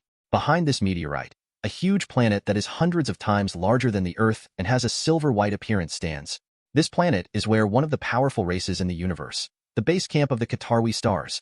Definitely, after choosing to serve Thanos, the top powerhouse in the universe, the Mad Titan, decades ago, the Chitauri became a sharp blade under Thanos, attacking countless astrological planets and making great contributions. Because the Chitauri are backed by legendary god-level warriors, this is also the reason why they can run rampant in the universe. With Thanos' deterrence, even the top forces in the universe will not usually choose to take the initiative. If you provoke the other party and the Mad Titan comes, it will be more than worth the loss. Relying on their own quite good technological level, the Chitauri are also quite good in terms of actual combat effectiveness. With neat equipment, every Chitauri soldier has the strength to compete with the Asgardians. For humans on Earth, they undoubtedly have a greater advantage. Facing ordinary humans, only one Chitauri soldier can deal with dozens or hundreds of people. Therefore, with the strength of the Chitauri, once they choose to attack the Earth, they will definitely bring huge amounts of trouble to the Earth. Unfortunately, the Earth has now fallen into the opponent's field of vision. The reason why this planet is targeted is definitely due to the contribution of the handsome man who is kneeling on one knee on this huge meteorite, wearing a suit of gold and green armor. And this man is undoubtedly Loki, who was taken away by Thor before. Lord Thanos. Loki knelt on one knee and lowered his head, his face visibly nervous. But it's not surprising that he had this reaction. After all, the person in front of him at this moment was the most famous and powerful man in the universe, the legendary Mad Titan, Thanos. Definitely, his other name is better known to the universe. Purple sweet potato essence. No, it's Thanos. I can assure you that in a short time, the Earth will be yours. I will lead the Chitauri to conquer this planet and find the whereabouts of the gem for you. In front of Loki, on a stone throne of huge amounts, sits a man who is more than 2 meters tall, covered with a layer of dark purple skin, with a square face and several vertical lines carved on his chin. The man held his chin with one hand. Although he said nothing, an extremely heavy aura emerged from his body and enveloped the surroundings. Even if he only looked at it from a distance, he could not help but feel a terrifying pressure like a mountain. Under the pressure of this momentum, Loki did not dare to move. His body could not help but tremble slightly, and a look of fear flashed in his eyes. This man is undoubtedly Thanos. Looking down, Thanos finally spoke after a moment. Remember your promise. If you can't finish it, you should know the consequences. The voice was extremely indifferent, but it was also filled with an unquestionable dominance. Hearing Thanos' voice, Loki trembled and quickly replied, I understand. Lord Thanos, please leave it to me. Infinite gems, I will get it for you in 10 steps. It turns out that after Thor and Loki returned to Asgard together, in order to prove his ability to Odin, Loki made a desperate attempt to forcefully activate Bifrost and completely destroy the entire planet of Jotunheim. But before he could take action, he was stopped by Thor, who reacted. By accident, Loki fell into the Bifrost. Although Thor wanted to bring him back, he was frustrated after the plan failed. Loki even took the initiative to let go, and was then teleported out by Bifrost. Unfortunately, when Loki woke up again, he found that he happened to be in Chitauri's base camp. Here, even though he had the strength of a demigod, he was still defeated when faced with the siege of the powerful demigods in Chitauri. After being captured by Chitauri, Loki naturally fell into the hands of Thanos. After learning Loki's identity, Thanos suddenly had thoughts in his mind. You must know that Thanos has been committed to wiping out half of the population in the universe, so in order to achieve his goal, he can only achieve it by collecting all infinite gems. Relying on the mind gem in his hand, Thanos also faintly felt the whereabouts of another infinite gems. Through induction, Thanos also found his next target, the Earth. But as far as he knows, the Earth has always been under Asgard's rule. Because of the existence of Odin, he has never gone to the 9 realms. Once he sets out in person to fight against a veteran powerhouse like Odin, with his current strength, the outcome may still be unknown. In addition to Odin, a powerful god, Thanos also knows about the existence of another powerful god on Earth, Sorcerer Supreme, Ancient One. For this famous god-level powerhouse, Thanos has also heard of her name. After all, Ancient One is also a veteran powerhouse who has been famous for thousands of years. His time to become a god is much earlier than that of Thanos. Even though Thanos has extraordinary ability and combat power far beyond ordinary people, if he faces 2 powerful gods at the same time, and he has no confidence in winning. So even though he knew the whereabouts of 1 infinite gems, Thanos never left for Earth. But when he learned that Loki was in his hands, Mia suddenly had an idea. If Loki could be asked to do something for him and go to Earth to find the whereabouts of the infinite gems, even if Odin, Ancient One, and the 2 knew about it, they wouldn't be able to say anything. As long as he doesn't go there himself, they won't care too much about Loki coming. After learning Thanos' idea, Loki immediately found an opportunity and agreed without hesitation. Loki knows very well that if he wants to survive in front of a cosmic overlord like Thanos, he must prove his worth. If he refuses Thanos' order, you can imagine his fate. Thinking of this, with Loki's shrewdness, it is naturally impossible for him to put himself in danger. In addition to thinking about his own life, Loki also harbors the idea of seeking revenge from Chen Luo Thor, but he knows that he will never be able to do it with his own strength. To achieve his goal, he has to just use the power of destroying Du. However, it is still risky to let Loki search alone, so after some thinking, Thanos not only lent the Mind Scepter to the other party, but also gave Loki the power to command the Chitauri. Even the powerful demigods of the Chitauri clan are at the mercy of Loki. After possessing the power given by Thanos, Luigi suddenly felt confident about the Earth and his team. In his opinion, even if there is a strong demigod like Chen Luo on the Earth, even if he alone is not an opponent, as long as he summons many demigods from the Chitauri clan to come, he doesn't believe that Chen Luo can still resist? After Thanos left, Loki looked at the Mind Scepter in his hand. The corner of his mouth slowly raised a slight arc, his eyes flashed, and he whispered, *W Chen Luo, wait for me. We can meet again soon. Chapter 388, Part 1. On the other side, on Earth. A week has passed since the battle between Tony and Ivan.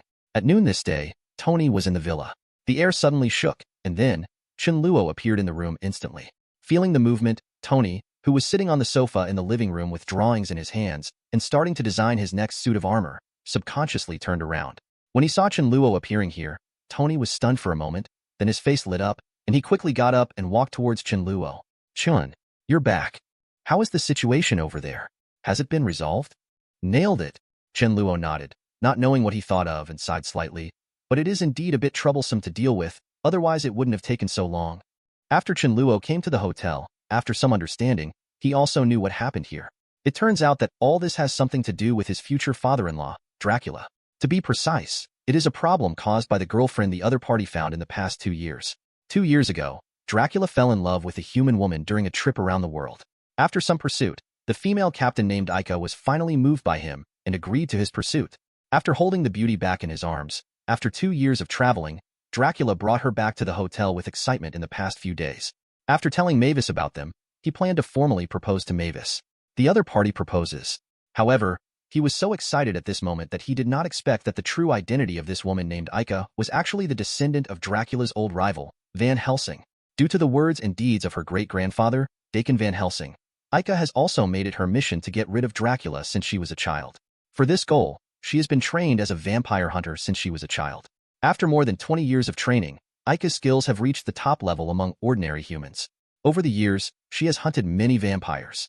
After a lot of actual combat, she has no idea how to get rid of Dracula, the ancestor of vampires. She also had great confidence in her heart, so she planned to take action. After she tried her best to find out Dracula's whereabouts, and before he boarded the ship, Aika also found a way to sneak in, replace the original captain, and act as the captain. However, before she could take action against Dracula, she was pursued by Dracula. This change made her very uncomfortable at first, and she even planned to take action in advance. However, after her great-grandfather learned the news, he suddenly seized the opportunity and persuaded her to get along with Dracula. Only by getting close to each other could he successfully solve the problem. At her great-grandfather's request, Aika had no choice but to agree no matter how reluctant she was. But what she didn't expect was that after this period of getting along, she would unknowingly develop a liking for the ancestor of vampires.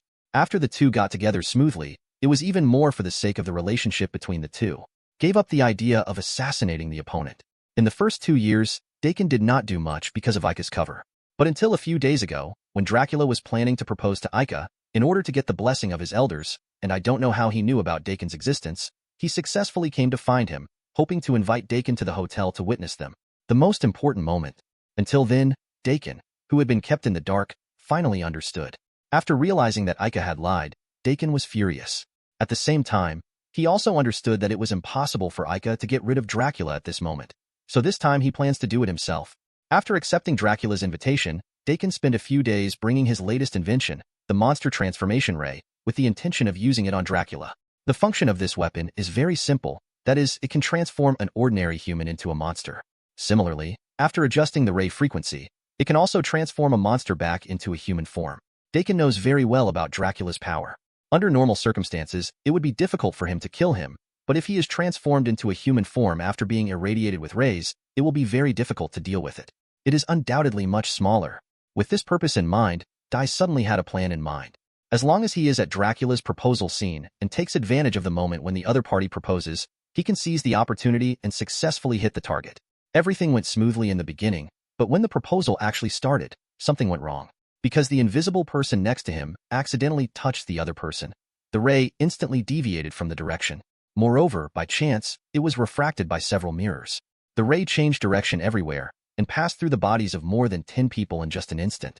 Before they could react, they transformed into human form at a speed visible to the naked eye. Seeing this scene, the scene suddenly became chaotic. Seeing that the situation was not going well, Dakin immediately turned around and fled.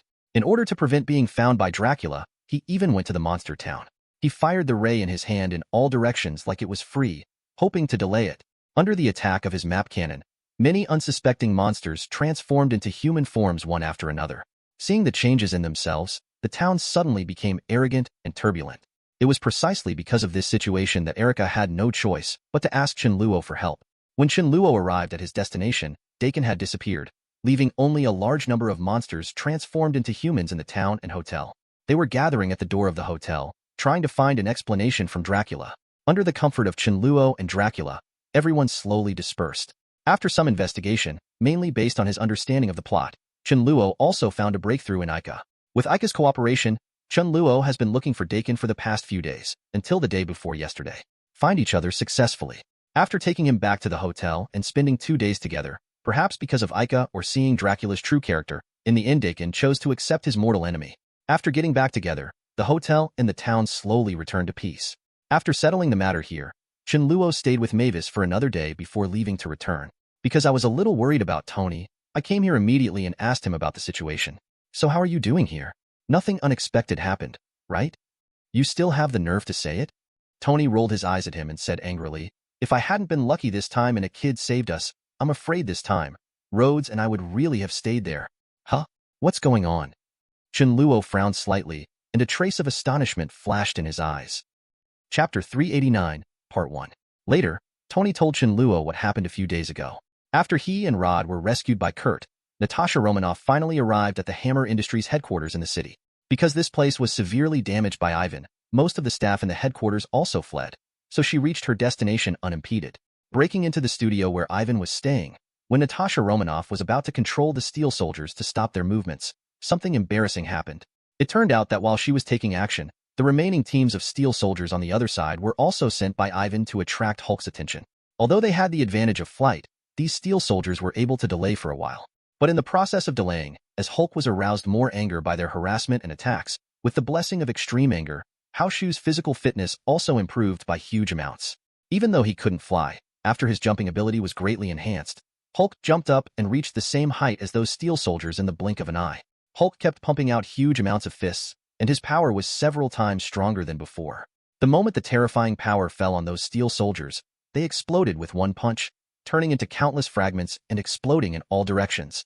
Because the distance between the team was very close at that time, this also gave Hulk an opportunity. With the impact of the explosion, Hulk flew towards the other soldiers and punched out. In just a few seconds, there were more than 10 steel weapons. The soldiers were all beaten to pieces. Finally, when Hulk fell back to the ground, because they lost Ivan's command, the remaining steel soldiers did not retreat, but still carried out the order to attack. Hulk naturally refused to accept anyone who came. As he jumped constantly, pieces of steel armor exploded one after another. Finally, when Natasha Romanoff arrived, even if she wanted to control the soldiers to return, after she no longer had a control target, all these actions are meaningless. Although she can no longer help Tony and the others, Natasha Romanoff is not completely idle. The information and data involved in the host in front of her are all useful evidence against Hammer Industries. In addition, these information also have implications for S.H.I.E.L.D. It's quite valuable, so this trip is not all fruitless for her. After Natasha Romanoff collected all the information, she decisively destroyed the host and then disappeared into the headquarters. On the other side, after all the remaining Iron Soldiers were eliminated, Hulk, who had lost his target for venting, gradually regained his composure and slowly returned to his human form. Banner, who had returned to human form, stood alone outside the city. The cold wind blew by at night, causing Banner, who was only wearing a pair of shorts, to shrink his neck, fold his hands and shiver in the cold wind. Fortunately, Peter, who had already anticipated the situation on Banner's side, contacted the building staff in time, found Banner in time when he went out, and took him back. Finally, it was Tony's side. After saying goodbye to Rhodes, Tony took Kurt to Xavier's school the next day and handed the 18-year-old mutant boy to the professor's care. Definitely, for his savior, Tony would not just settle for it. In the few days after sending him to the academy, Tony also spent some time to make a design for a special battle suit and planned to build it. Then give it to the other party. The two communicated in the living room for a while. Seeing that Tony was still busy with work, Chen Luo didn't stay here any longer and turned to leave. It just so happened that he hadn't visited the college for a while. In addition, Chen Luo was a little interested in the little guy Tony mentioned, so he suddenly disappeared from the place with a thought. When he appeared again, he had already arrived at the gate of the college. After a familiar journey to the principal's office, Chen Luo pushed open the door and entered. Chen? You're here. Hearing the noise, Charles, who was looking at documents in the office, raised his head and saw Chen Luo arriving. He smiled and said, Chen is still in class now. If you want to date her, you may have to wait. Not in a hurry. Chen Luo shook his head and said with a smile, when I come here this time, I still want to see the child brought by Tony. Are you talking about Kurt? Charles suddenly understood and nodded. Then you are here at an unlucky time. Huh? How do you say it? Kurt, that kid, is with Raven now. Raven? Chen Luo was stunned. She's back? After the battle with Apocalypse ended, It was because an agreement was reached with the United Nations. Although the mutant kingdom has been established, correspondingly, as members of the Apocalypse camp at that time, existences that caused heavy casualties to the human side, including Magneto Eric, Mystique Raven, Sabretooth and others, were restricted to this country and were not allowed to enter. Take half a step. 0. Please give me flowers. There is no other reason. In that war, the world had already seen how powerful Magneto was with full firepower. Under fear, it was naturally unwilling to let such a strong man walk around. Definitely, this is also based on the fact that they don't know that at the moment Eric has lost the ability to be a level 5 mutant. Eric is naturally well aware of people's fears. As the leader of this new nation, Eric knew the importance of power better than anyone else. So even though he knew that his power was far less powerful than before, he did not disclose this news to anyone. Once people know his details, human beings are afraid of their compatriots and do not have enough power to deter them. They will most likely choose to take risks and come here to capture mutant for research. Now, without knowing his details, the human side can still restrain themselves. Therefore, both Eric and the higher-ups of the human race follow such an unspoken rule. As long as Eric and the others do not leave this area, the human side will not take any action. What is happening in this new country? But once they leave this range, they are likely to be targeted by humans. Under this tacit understanding, the two parties have maintained their relationship for nearly 10 years. But if the human side learns that Raven has arrived here, then both Raven and the original Academy may be in danger. With Charles's wisdom, it is impossible not to think of this possibility. Thinking of this, Chen Luo looked at him curiously and asked, "Charles, Raven, she? I know what you want to ask." Charles nodded and affirmed, "Don't worry, Raven is safe." After a pause, he continued, "Actually, as long as Eric doesn't leave there, even if Raven and the others are discovered, there won't be any problem. I have confirmed this with Fury. Is this so?" Hearing Charles's answer, Chen Luo nodded slightly to express his understanding. "By the way, Chen." At this moment, Charles seemed to have thought of something and said, "Raven came here this time because he actually has something to ask you, Chi." Chapter 390, Part 1. You want to see me if you have anything to do? Chen Luo was stunned and asked curiously, "Can you tell me what it is?" "I don't know about this." Charles shook his head. "She is in the college now. You'd better ask her yourself." After hearing this answer, Chen Luo was a little curious about Raven's purpose of looking for him, so after saying goodbye to him, he immediately turned around and left. Not long after, when Chen Luo came to the foot of a hill, he finally saw that familiar figure. Raven.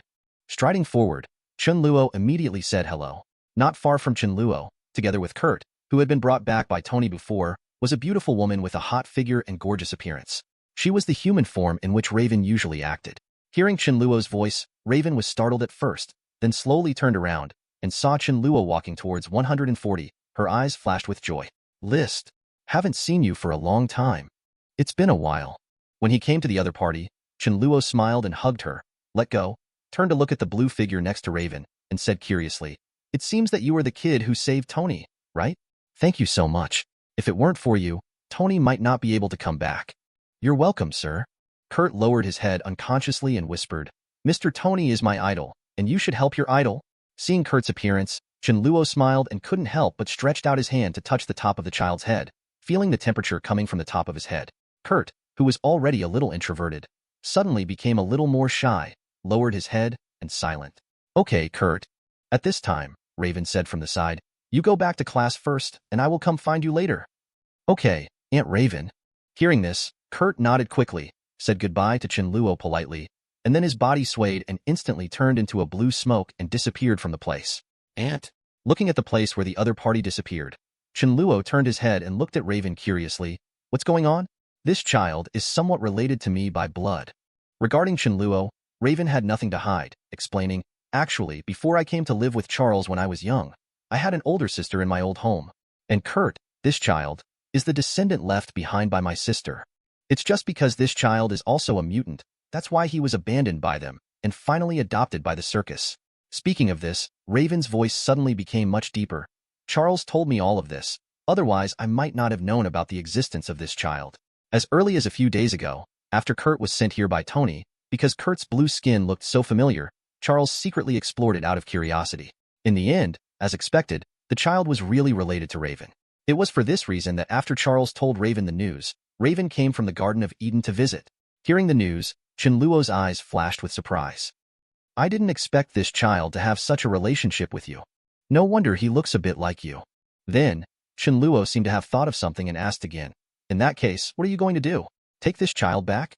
Or should we let him stay here? I have no intention of taking him away.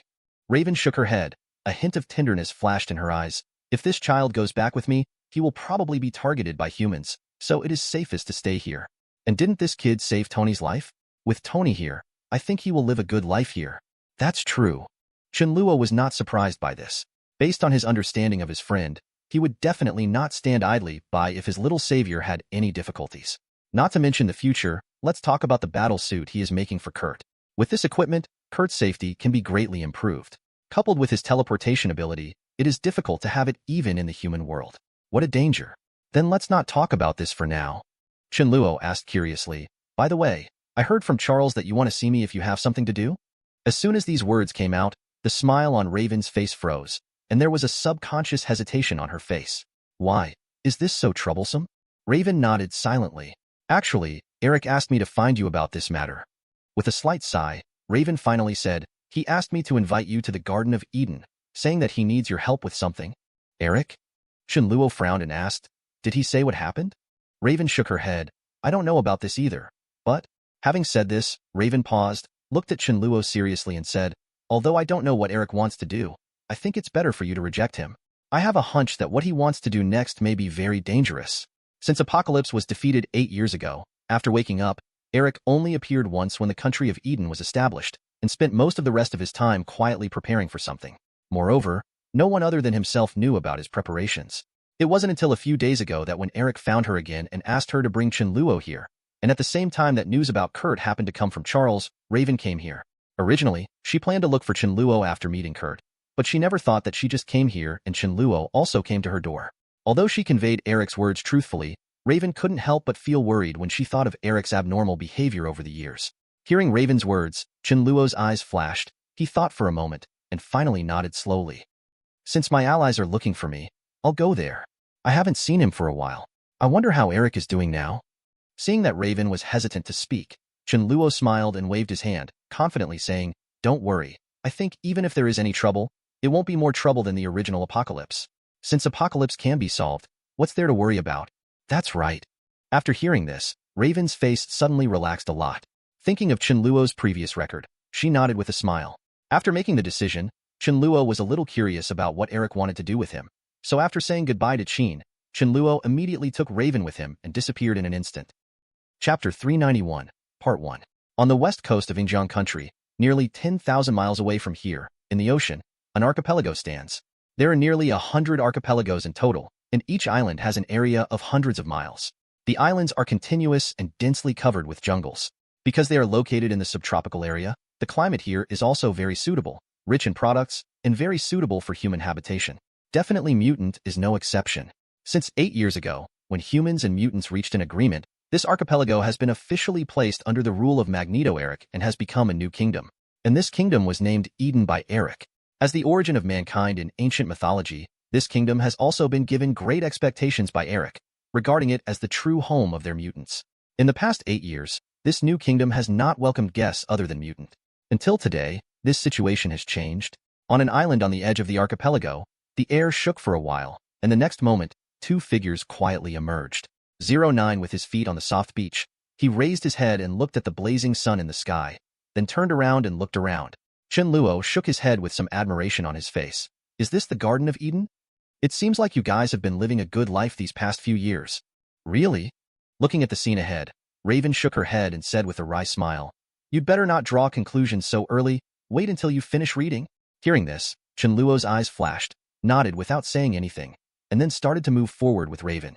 With Chen Luo's teleportation ability, it only took less than 5 minutes in total, and every island in the archipelago was covered by Chen Luo's footprints. Soon, under Raven's guidance, Chen Luo finally set foot on Eric's island. And this is also the center of the Kingdom of Eden. As soon as he set foot on this island, Chen Luo immediately discovered that it was different from other islands. Although the other islands have a pleasant environment and are full of natural scenery, it has to be said that there are very few modern buildings on these islands. There are only clusters of wooden houses located there, which look full of primitive and rough atmosphere. But on the island that Chen Luo now sets foot on, there are many high-rise buildings, and the wide streets are filled with vehicles. Pedestrians on both sides of the street walk freely through it, with different shapes. Except for a few people, most of them are just like normal humans. There are some big differences. Just through the difference in appearance, you can clearly distinguish the identity of the other party. There is no doubt that these pedestrians are mutants. Different from the primitive style of the previous islands, this island is not only the largest in terms of area, but also far more modernized. As soon as he stepped here, Chen Luo felt like he was back in New York. This is your base camp? This city? These are all created by Eric. Raven answered immediately as if she knew what Chen Luo was thinking. After deciding to build a country for their mutants here, Eric invested huge amounts of effort here. After several years of transformation, the island was transformed into what it is now. Although with his ability, he can also transform other islands, even if the level of modernization is not as good as here, it can greatly improve the quality of life of the fellow mutants on other islands. But after transforming this island, Eric didn't know what he had in mind. He locked himself in the laboratory all day long, experimenting with something every day. So naturally, he had no time to transform other islands. It wasn't until recently that Eric's experiment finally came to fruition. Walking with Chen Luo all the way, he came to the center of the city. He raised his head and looked at the hemispherical building in front of him, which was 100 meters high. Chen Luo's own light shone slightly. This is where Eric usually lives. Yeah. Raven nodded, strode forward, and stood in front of the door. A laser suddenly swept across Raven's body, as if making some kind of judgment. After a moment, as the light dissipated, the door slowly opened from both sides. Okay, let's go in. She turned around and looked at Chen Luo and smiled, and then Rui's wife immediately led Chen Luo towards the gate. After passing through the living room in front and coming to the elevator, the two of them went all the way down. After a while, when the elevator finally stopped slowly, the two of them arrived at their destination. As the elevator door opened, the two people walked out of the door. What appeared in front of them at this moment was a cave covered with metal rock walls. The cave was equipped with various modern facilities, and the road under their feet was made of silver-white metal. A steel gate leading to the front. In the center of the cave, a huge amount of computer was placed. Looking towards this side, Chen Luo quickly discovered the goal of his trip. Looking at the familiar figure in front of him, Chen Luo's face was slightly startled, and a complicated light flashed in his eyes. Eric. Compared with 8 years ago, he has become a bit older now. With a thin and stooped body and gray hair, he looks like an old man who is about to reach the end of his life. Compared with then, it's like a completely different look. Even without the blessing of Apocalypse, which brought him back to his prime. Just like when the two first met, they would be much better than they are now. Compared with before, today's Eric not only lacks the domineering power of being one of the leaders of mutant, but also has a sense of twilight. Such huge amounts of changes also make Chen 897 Luo feel sad. At this moment, Eric, who was working in front of the computer, seemed to notice something and turned around slowly.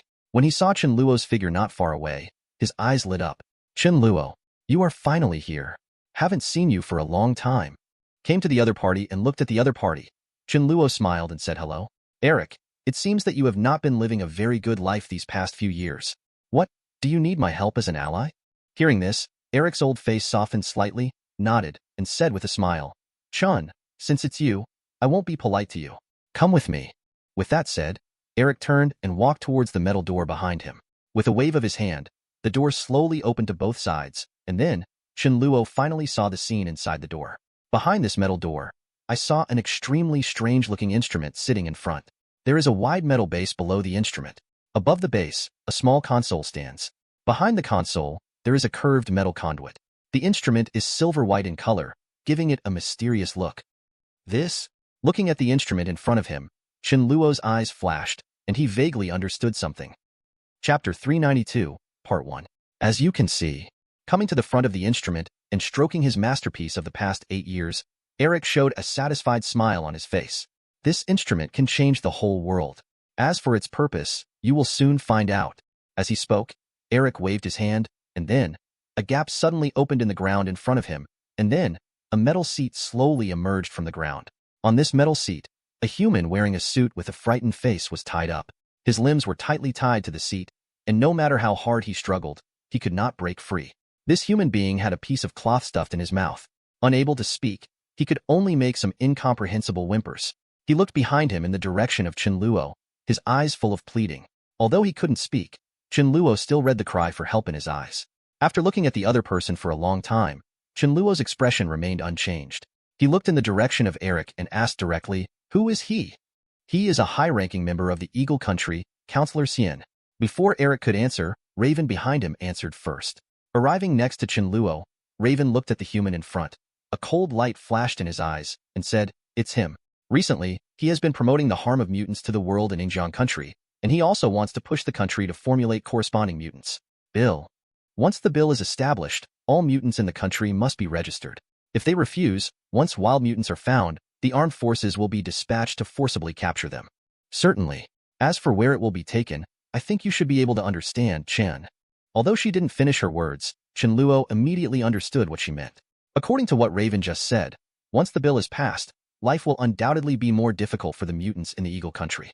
Regardless of whether they choose to register in the end, it will not be a good thing for them. If you register, this part of the mutant ability will also be recorded. If you need it, you can find it through ready-made information. Even if it is captured and studied, it is not a surprise. If you choose to refuse, the result will be even more predictable. Unless you can hide your ability for the rest of your life, these people will always live under the pursuit of the upper-level forces. Once they are captured, the laboratory will be theirs. The final destination, not only this part of mutant, but also Xavier's school, which is still located near New York, is likely to be affected. After all, Chen Luo has never forgotten that in the plot he knew. The college was attacked by the military again and again, seizing the students and even the professor himself for research. But this is not surprising. In fact, Charles's telepathy ability is too powerful and unsolvable. Unless someone like Chen Luo has surpassed him in mental attributes, or has other means to defend himself against the erosion of the power of the mind, most of the other people are mentally unstable. In the face of the power, they are absolutely powerless to resist. For the mutant group, the human side has always had a rejection mentality, and only a few can sincerely accept it. So it is not surprising that people like Kai and Senator have the same ideas. But correspondingly, since they have chosen to be hostile to the mutant group, it is not their fault for being targeted by the mutant side, and there is nothing wrong with being caught here now. Therefore, Chen Luo had no sympathy for the man in front of him. Instead, he stood aside with Raven, waiting and watching the show. So Eric, what do you want to do with this instrument? Eric nodded, and came to the console of the instrument in front. You'll find out soon. As he spoke, Eric stretched out his hands and placed them on the console. With a thought, he instantly activated his mutant ability. The next moment, as his ability started to activate, behind him, the arc-shaped metal bar began to rotate rapidly, wrapping Eric in it almost in the blink of an eye. As the long metal bar rotated rapidly, countless afterimages finally spun out, as if forming a circular shield, surrounding Eric. At the same time, inside the instrument, a dazzling white light emerged. As the light became more intense, it even became fluid, and began to slowly flow out of the instrument and spread to the surroundings. Seeing this scene, Congressman Kelly, who was sitting on the seat in front of the instrument, suddenly widened his eyes, as if he felt something. His struggling movements began to become more intense, and his eyes were full of panic. But no matter how hard he struggled, it had no effect. Under Chen Luo's quiet gaze, in the end, the white light gradually climbed to the other party's body, and then enveloped him. As the light spread around, and finally came towards him, Chen Luo's heart moved. He had no intention of dodge, and stood quietly on the spot, also enveloped by the light. After a moment, as the light dissipated, the instrument gradually stopped rotating. Finally, Eric loosened his hands with difficulty and staggered down from the console. He came to Counselor Kelly, who was unconscious at this moment, and looked at him for a long time. Finally, the corner of his mouth slowly raised a slight arc, and he smiled weakly. Then, as long as you wait for a while, it will happen. There are results. Having said this, Eric's eyes flashed slightly. He turned to look in the direction of Chen Luo, hesitated for a moment, and asked, Chun, do you feel anything abnormal in your body? You mean that white light just now? Chen Luo shook his head, his face calm. I don't feel anything. But now you should tell me what the purpose of this instrument is, right? Eric, who had finished the experiment at this time, did not continue to hide anything, nodded slightly, and explained, this instrument will likely become the ultimate answer to solve all problems. With him, mutant will truly become the minister of this earth. Having said this, Eric's spirit perked up, and a bit of vitality seemed to have returned to his old body. He turned to look at the instrument behind him, his eyes filled with hope. The function of this instrument is actually very simple. It is able to emit rays that induce the X gene deep in the human body. As long as it is irradiated by the rays, humans will transform into mutants in a very short time. Don't all those humans, Wang Qians, hate mutant? Then I just need to use this device to turn all those humans into members of mutant. If they become what they once hated, what position and qualifications do they have to target them? My own compatriots? As long as my plan can be realized, then all human beings in the future will have the possibility to become mutants. By then, this planet will truly be dominated by mutants. Listening to Eric's words, behind Chen Luo, Raven's eyes first flashed with shock, and then were quickly filled with joy. She couldn't help but say, if this is really the case, we will be truly free in the future. That's right. Eric nodded heavily, his face full of confidence. Next, as long as Congressman Kelly wakes up, I can prove whether my instrument is of any use. Speaking of this, Eric looked at Chen Luo again, his expression gradually becoming serious. If we can really confirm that the instrument is useful, Chen, I need you to do me a favor. Chapter 393, Part 1. Help. Chen Luo's heart moved and he asked calmly, "What do you need me to do?" "Don't worry." Eric looked back at Representative Kelly behind him, paused. "Let's wait until he wakes up to talk about everything." His eyes also moved behind Eric, and Chen Luo calmly nodded in agreement. Soon, 3 hours passed. In the building above the cave, in a silver-white room, after several hours of coma, Congressman Li finally woke up. He opened his eyes and looked at the direction of the ceiling with some confusion. Then he seemed to think of something and became energetic. As soon as he opened his eyes, he immediately struggled to get up. Where is this place? He turned around and looked around, his eyes full of confusion. You finally woke up. Suddenly, a figure came from behind him. Who? Subconsciously turning his head, when he saw the figure behind him clearly, Kelly's expression changed. Is it you? Oh, it seems like you know me? Chen Luo stood up from the corner, came to the other party, looked at the other party, and a trace of curiosity flashed in his eyes. Definitely. Looking at the figure in front of him, Kelly's eyes flashed with awe and a hint of enthusiasm. Your identity is no secret among us, Mr. Chen Luo. As a high-level member of the Yingjiang Kingdom, he is naturally well aware of some special groups that exist in this country, just like the legendary vampire clan. Unlike mutants, who have always been annoying, humans have always had a rather complicated psychology for this race that has existed in ancient myths and legends. On the one hand, they are afraid of the power of this group. On the other hand, they cannot help but be curious and admired about the various characteristics of the vampire race. Just like those movies and TV series that have been circulated on the market in recent years, there are many themes about vampires. Judging from the popularity of these themes, it is not difficult to see the status of this group in the minds of mankind. Unlike ordinary people, as a high-level official in this country, Kelly naturally has a deeper understanding of this group. Starting 10 years ago, the vampire group was not much different from the ones in the movies. In addition to being physically stronger than ordinary people, he also has shortcomings such as being afraid of sunlight, garlic, and silver products. Although it has huge advantages for ordinary people, it is not very difficult for a fully armed human being to deal with it. But this situation has changed by huge amounts since the rise of a certain vampire, Ajv. In just a few months, the 3 major vampire empires in the world were all brought under his rule, and then he integrated all the vampire prisoners in the world to create an unprecedented vampire empire. And this is just the beginning. After unifying all the vampires, I don't know what method the other party used to eliminate the weaknesses of these vampires, making them no longer afraid of sunlight, silver products, garlic, and other items. In addition, their physical fitness was further improved, and their strength was completely new. Huge growth. The vampire group with no weaknesses, coupled with the wealth and connections accumulated by this race for thousands of years, makes this empire have huge amounts of influence around the world, even as the overlord of the world, Yinglong Kingdom, is not willing to offend easily. And this king who rules all vampires is the man standing in front of him at this moment, the king of vampires, the king of the dark world, Chen Luo. Concerned people like Kelly had naturally found out Chen Luo's identity very early. Especially after learning that the other party had the ability to eliminate vampire weaknesses, Kelly suddenly became more concerned about Chen Luo's whereabouts. If we say why the human side has been able to reach peace with the vampire group for such a long time, the reason is also very simple. Immortality. This is undoubtedly the most exciting trait of the vampire group. In order to pursue eternal life, even if they give up the possibility of walking in the sun, actively embrace the darkness and become a vampire, this is what many people strive for. This is especially true for those who are coming to the end of their lives. Ordinary people still hope to live a few more days, but for those who stand at the top of the world's power, a long life is undoubtedly what they expect. If it weren't for the weaknesses of vampires, most people would have chosen to become vampires long ago. But after learning that the weaknesses of vampires can be eliminated, this consideration attracted countless people's attention.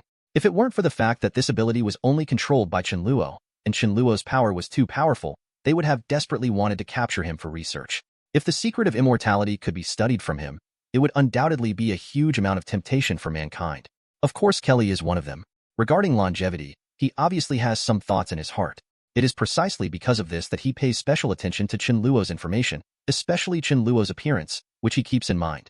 And this was also the reason why he had such a big reaction when he saw Chen Luo when he was tied to the seat. Looking at Chen Luo, Kelly did not hide the heat in his eyes, bowed slightly, and then said confidently, "Mr. Chen Luo, I think we can work together. In this country, I think Mr. Chen Luo will need my help. As long as Mr. Chen Luo can agree to one condition, I will be your most loyal ally from now on. Really? Looking at the other party, Chen Luo's eyes flashed, and he smiled and said, interesting. Then tell me, what do you need me to promise you? I want Mr. Chen Luo to transform me into a vampire himself, and the one with no weaknesses. Kelly's heart was full of excitement, and there was a glimmer of desire in his eyes when he looked at Chen Luo. That's eternal life. Kelly has been coveting it for a long time, and now that Chen Luo is by his side, he will not let go of this opportunity no matter what. No matter what the price is, I will get it. Kelly roared in his heart and looked at Chen Luo with burning eyes, waiting for his reply. Oh, so, you want to become a vampire? Hearing the other party's words, Chen Luo's mouth slowly raised a slight arc and said with a half smile, it's a good idea. If it were any other time, it would be okay to agree to you. But now? Huh. Looking at Chen Luo's expression, Kelly's heart suddenly felt a little bad for some reason. Now, you'd better survive first. Calculating the time, it should be almost done. Chen Luo looked at the other party with interest before anticipation emerged in his eyes. Almost? What do you mean?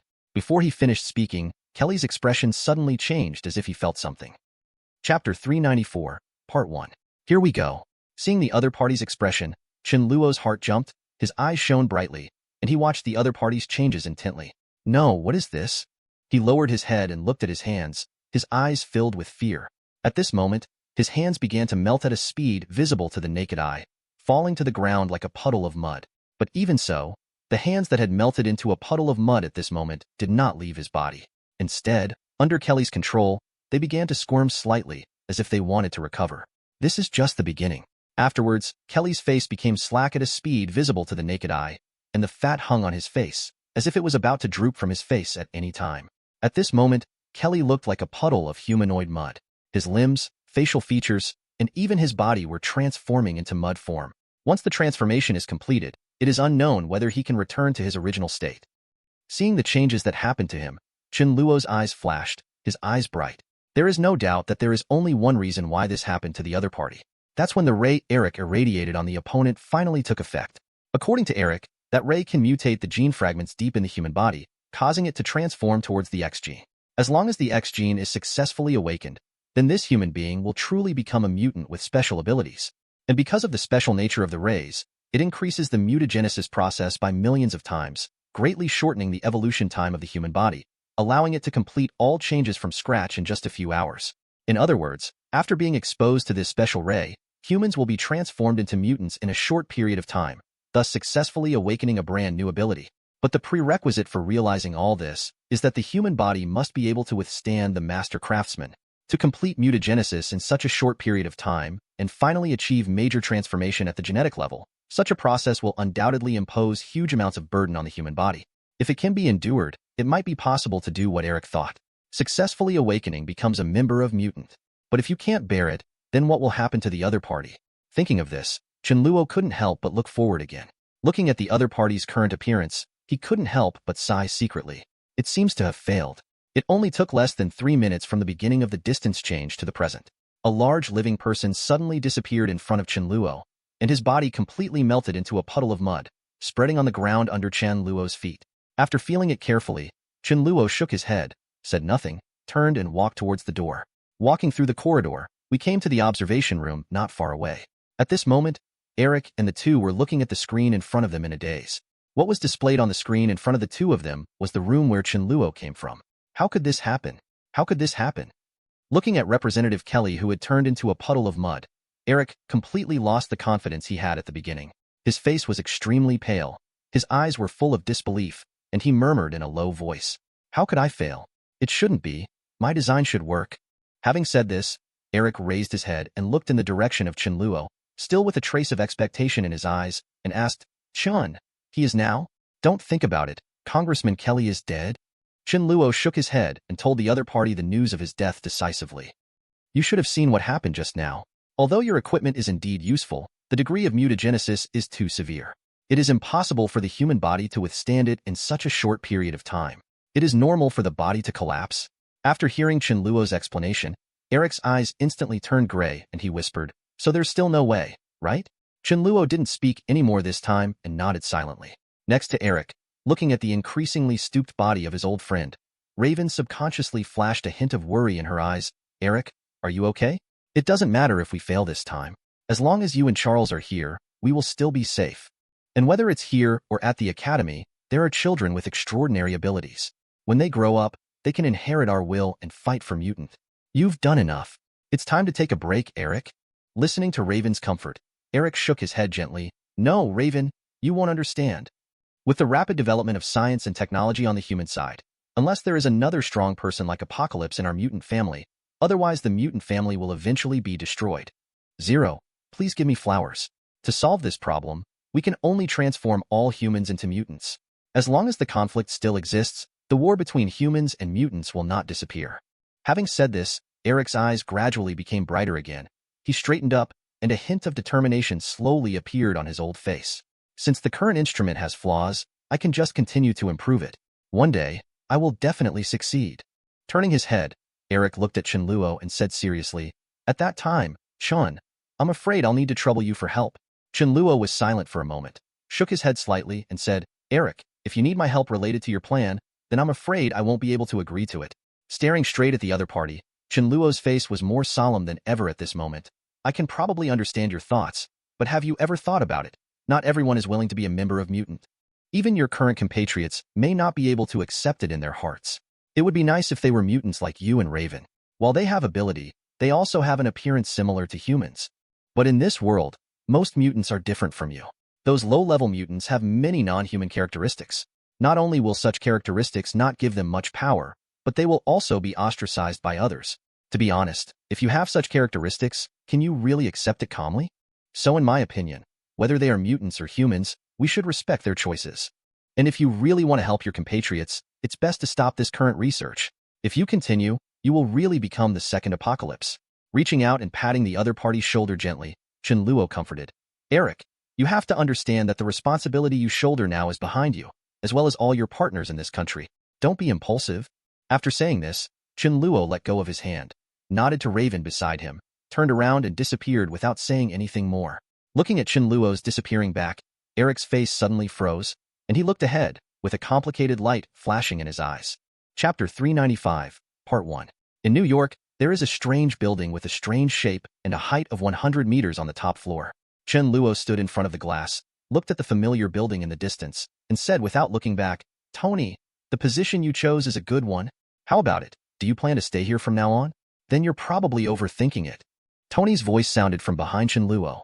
Shaking the wine glass in his hand, Tony came to Chen Luo with a smile on his face. Normally I still like the house by the sea. As for this place, I don't come here very often. If there is an emergency, at my speed, I can get here in less than an hour. The distance problem is no longer a problem for me. That's right. Chen Luo nodded without refuting. What Tony said is true. After 753 successfully developed the latest generation of armor, now with his flight speed, it doesn't take much time to fly from the west coast to here. Where to live is important to him. Not really a problem. Especially in the villa on the west coast, he has a studio that can meet all his needs. Since becoming Iron Man, Tony has spent most of his time in the studio. In his words, he wanted to develop a battle armor that could defeat his friend. If the Stark building here hadn't just been built and he had to come today, I'm afraid he would still be busy in the studio now. That's right. At this moment, Tony suddenly remembered something and couldn't help but have a proud smile on his face. Chen, I now have some ideas about my latest idea. Which idea? You guys usually have a lot of ideas. Chen Luo said lazily without looking back. It's definitely related to my newly developed armor. Tony introduced Chen Luo enthusiastically. Remember what I told you some time ago? I want to develop a steel battlesuit that can be remotely controlled. As long as the development is completed, I can remotely summon the battlesuit in the future. Both portability and flexibility can be greatly improved. Fortunately, after a period of research by this genius, I now have an idea on how to implement it. Speaking of this, Tony raised his head high and looked sideways in the direction of Chen Luo, with an indescribable sense of pride on his face. Oh, very good. Chen Luo still didn't react much. He picked up the wine glass, took a sip, and said calmly, Anyway, even if you develop this Mark 7 type, wouldn't you still be no match for me? What did you say? Tony's eyes widened and he looked at him with displeasure. Everyone can talk nonsense. You guy, if you are really so confident, how about we have a matinee competition after my Mark 7 is developed? This time I'll follow the same rules as last time. Don't you dare? Hearing this, Chen Luo finally reacted. Turning his head, he looked at the other party with a half smile. Why, Tony? It seems your loss wasn't bad enough. Or are you addicted to flattering me and want to do it again? Just after the last competition, Tony, who successfully lost to Chen Luo, was unwilling to accept it, but he still abided by the agreement and posted words to praise Chen Luo on social media against his will.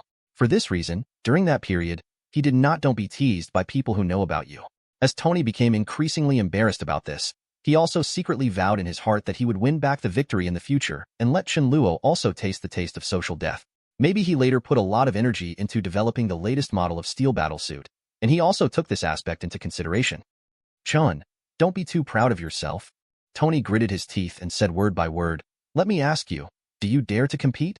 Definitely no problem. After saying this, Chen Luo naturally would not refuse and nodded with a smile. But I have to add one more condition. What conditions? Tony frowned, suddenly having a bad feeling in his heart. It's very simple. A smile appeared on Chen Luo's face. If I win this time, Tony, do me a favor. Help. Tony frowned slowly and looked at him angrily. Is this considered a condition? Based on the relationship between the two of them, if there is anything that needs help, even if Chen Luo doesn't take the initiative to bring it up, Tony will not just sit idly by and ignore it. Therefore, the condition that Chen Luo mentioned just now seems a bit unnecessary to Tony. Don't be impatient. Chen Luo turned his head, his eyes incomprehensible, and said softly, this matter has nothing to do with me. Not long after, when Chen Luo turned around and left the building and returned home, recalling the conversation with Tony just now, his eyes became even more complicated. Maybe this world doesn't need too many mutants. Sighing, Chen Luo shook his head and didn't think much about it. Anyway, that guy Tony said that in about a week, the Mark 7 battlesuit will be developed. Let's see if the team has it by then. Time passes day by day. Soon, the day agreed with Tony came.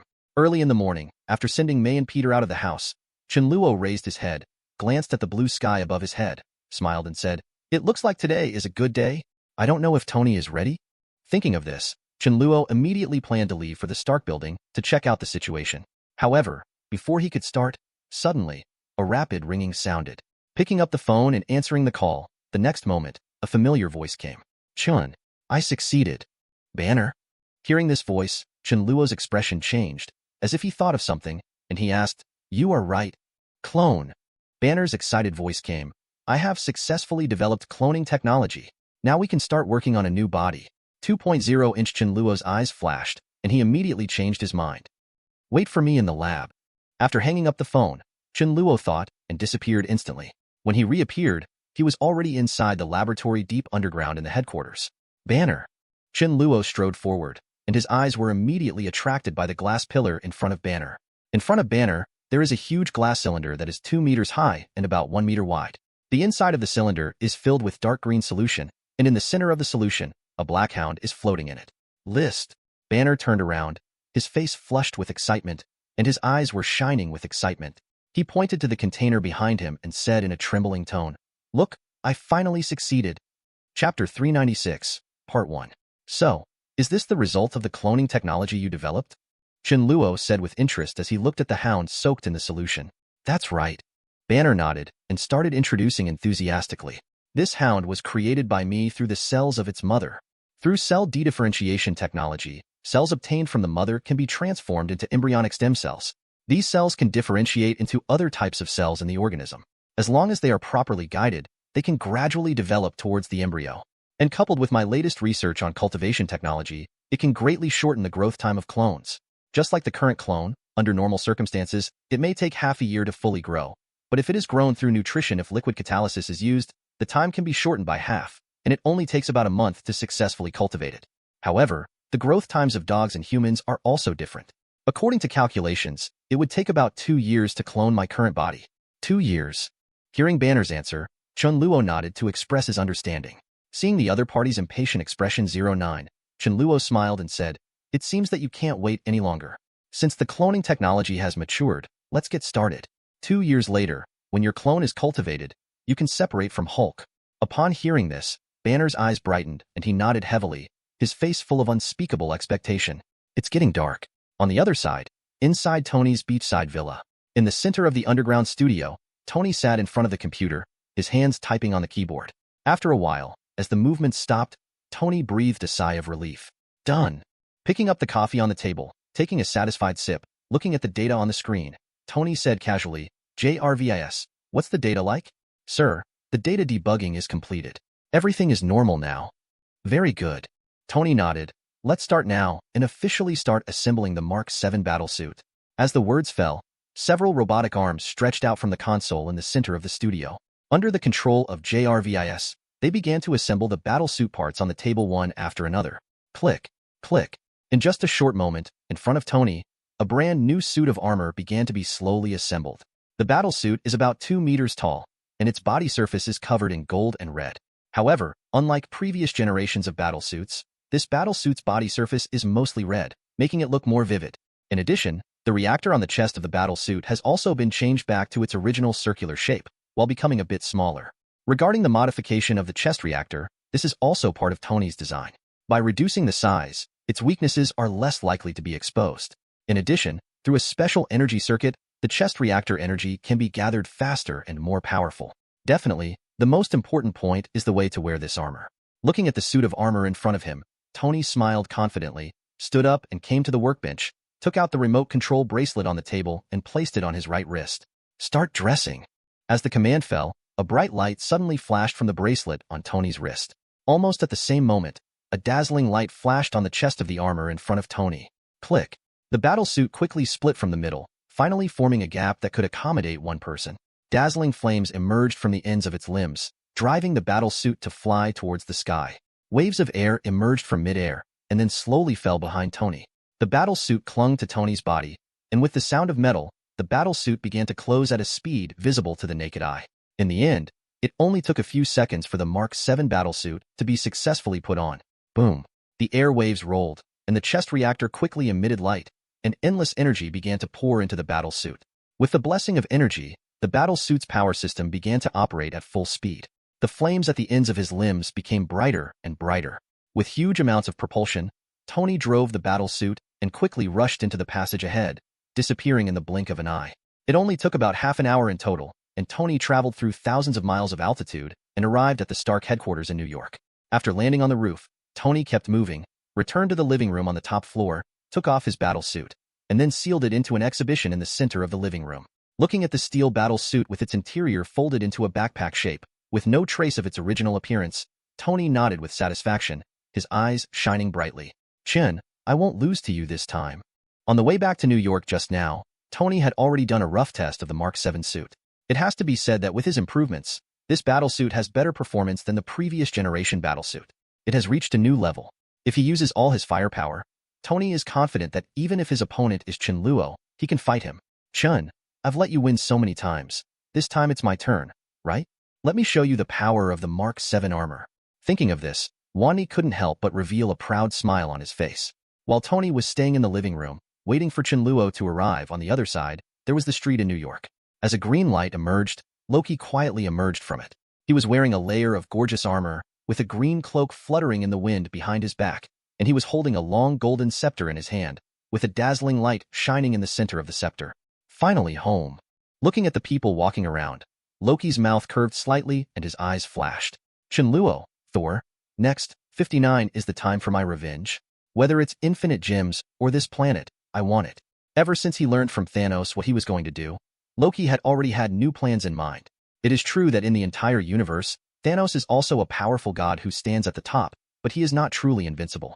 Just like the current controller of the 9 realms, his adoptive father, the god King Odin, is enough to rival him. So according to his idea, as long as he successfully returns to Earth, or even anywhere in the 9 realms, Thanos will not dare to invade as long as his father is there.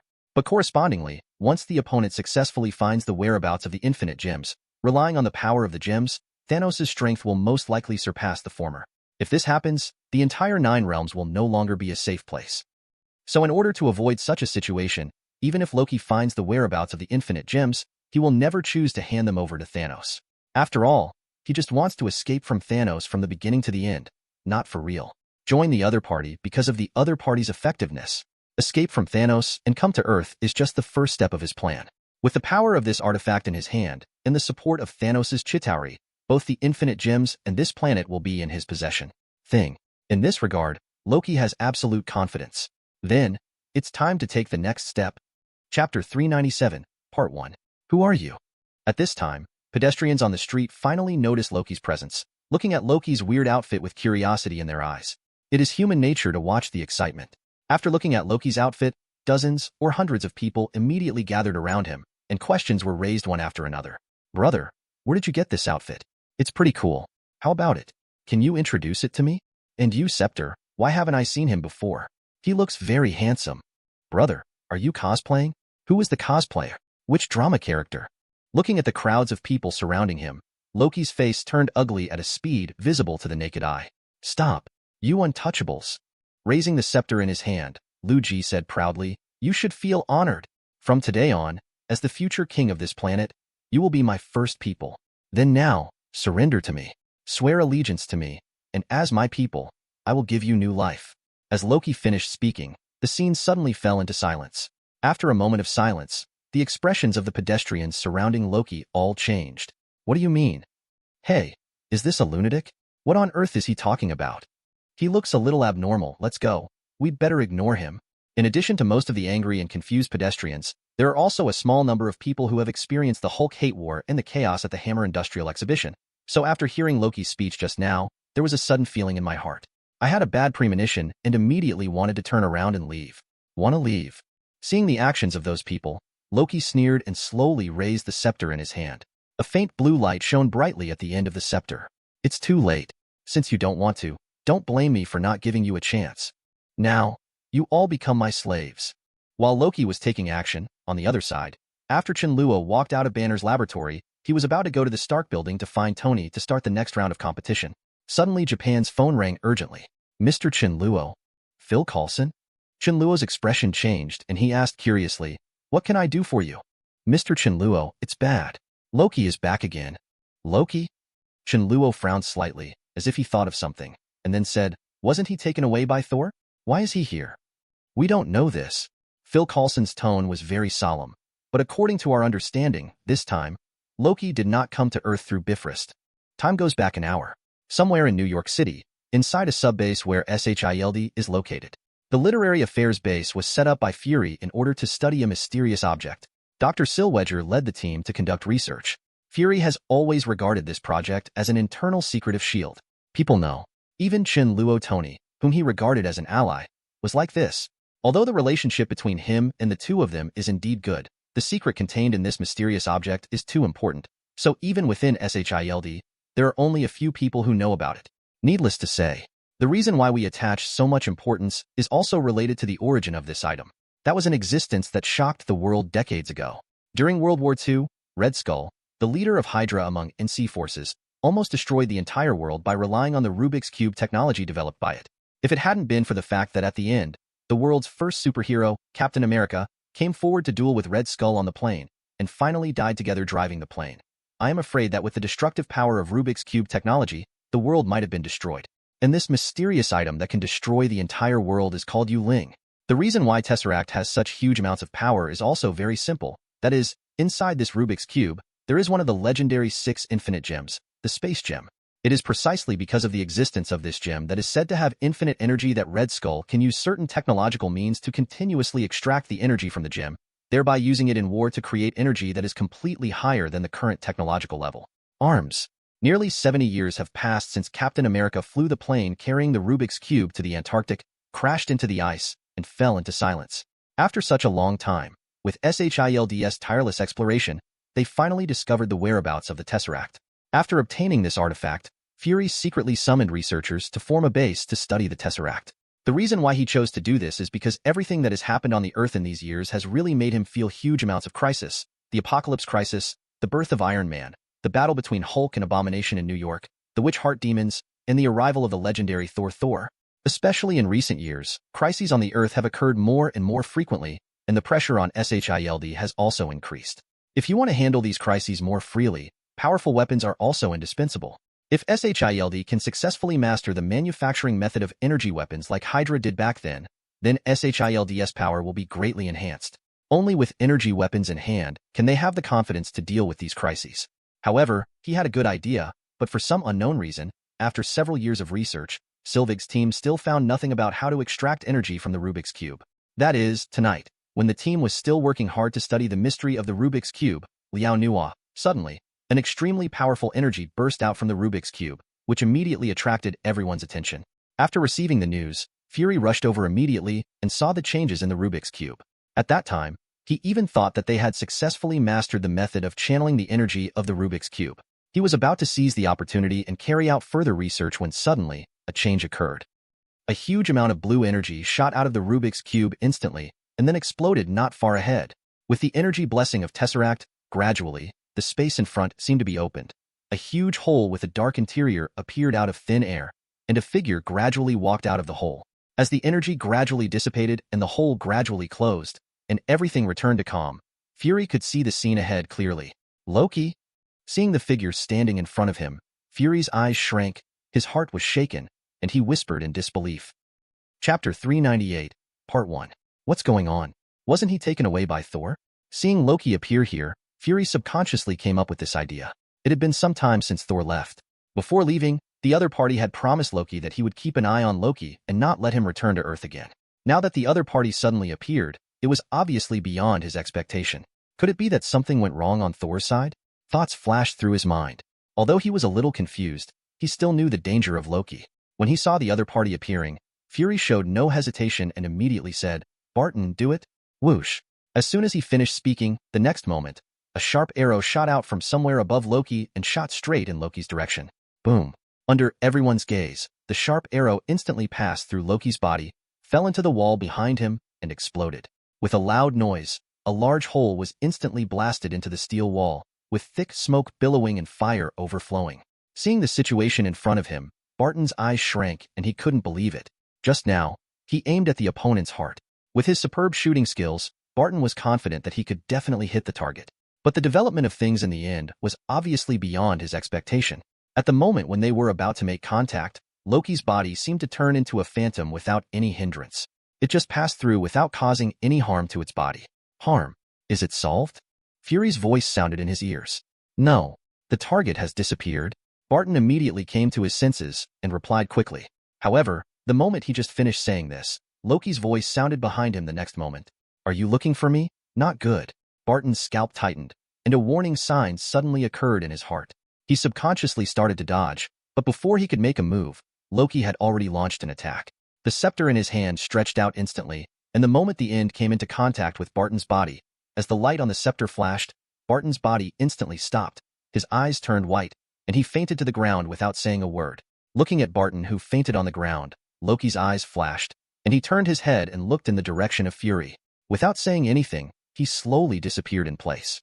After a while, after confirming that Loki had really disappeared, Fury asked someone to come forward to check on Barton.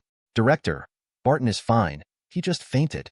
Phil Coulson, who arrived belatedly after Loki disappeared, rushed into the base and took the medical staff to examine Barton.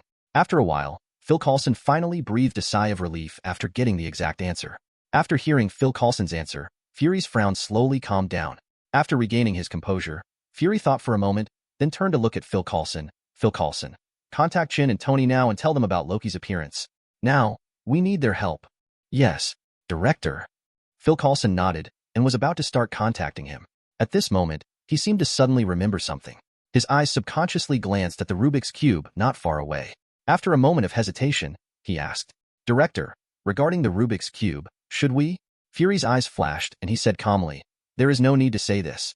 The most important thing now is to catch Loki in time. Otherwise, who knows what he will do affection. I see. Phil Coulson nodded, then turned and walked out. The next thing was very simple. After Phil Coulson contacted Chen Luo and Tony respectively, after listening to his narrative, Chen Luo nodded thoughtfully and already had a vague guess. According to his memory, with Loki coming for the second time, that should be the next thing, right? Thinking of this, Chen Luo's eyes flashed and he suddenly made a decision. Leave this matter to me and Tony. Chen Luo immediately nodded and agreed. Hearing Chen Luo's answer, Phil Coulson perked up, his face lit up, and he quickly said, Then I'm sorry to bother you. I'll pick you up when you succeed. Later, when Phil Coulson told Chen Luo the meeting place, he hung up the phone. After ending the call, a jack, Chen Luo suddenly thought about it and disappeared instantly. When he appeared again, he was in the living room at the top of the Stark building. Tony.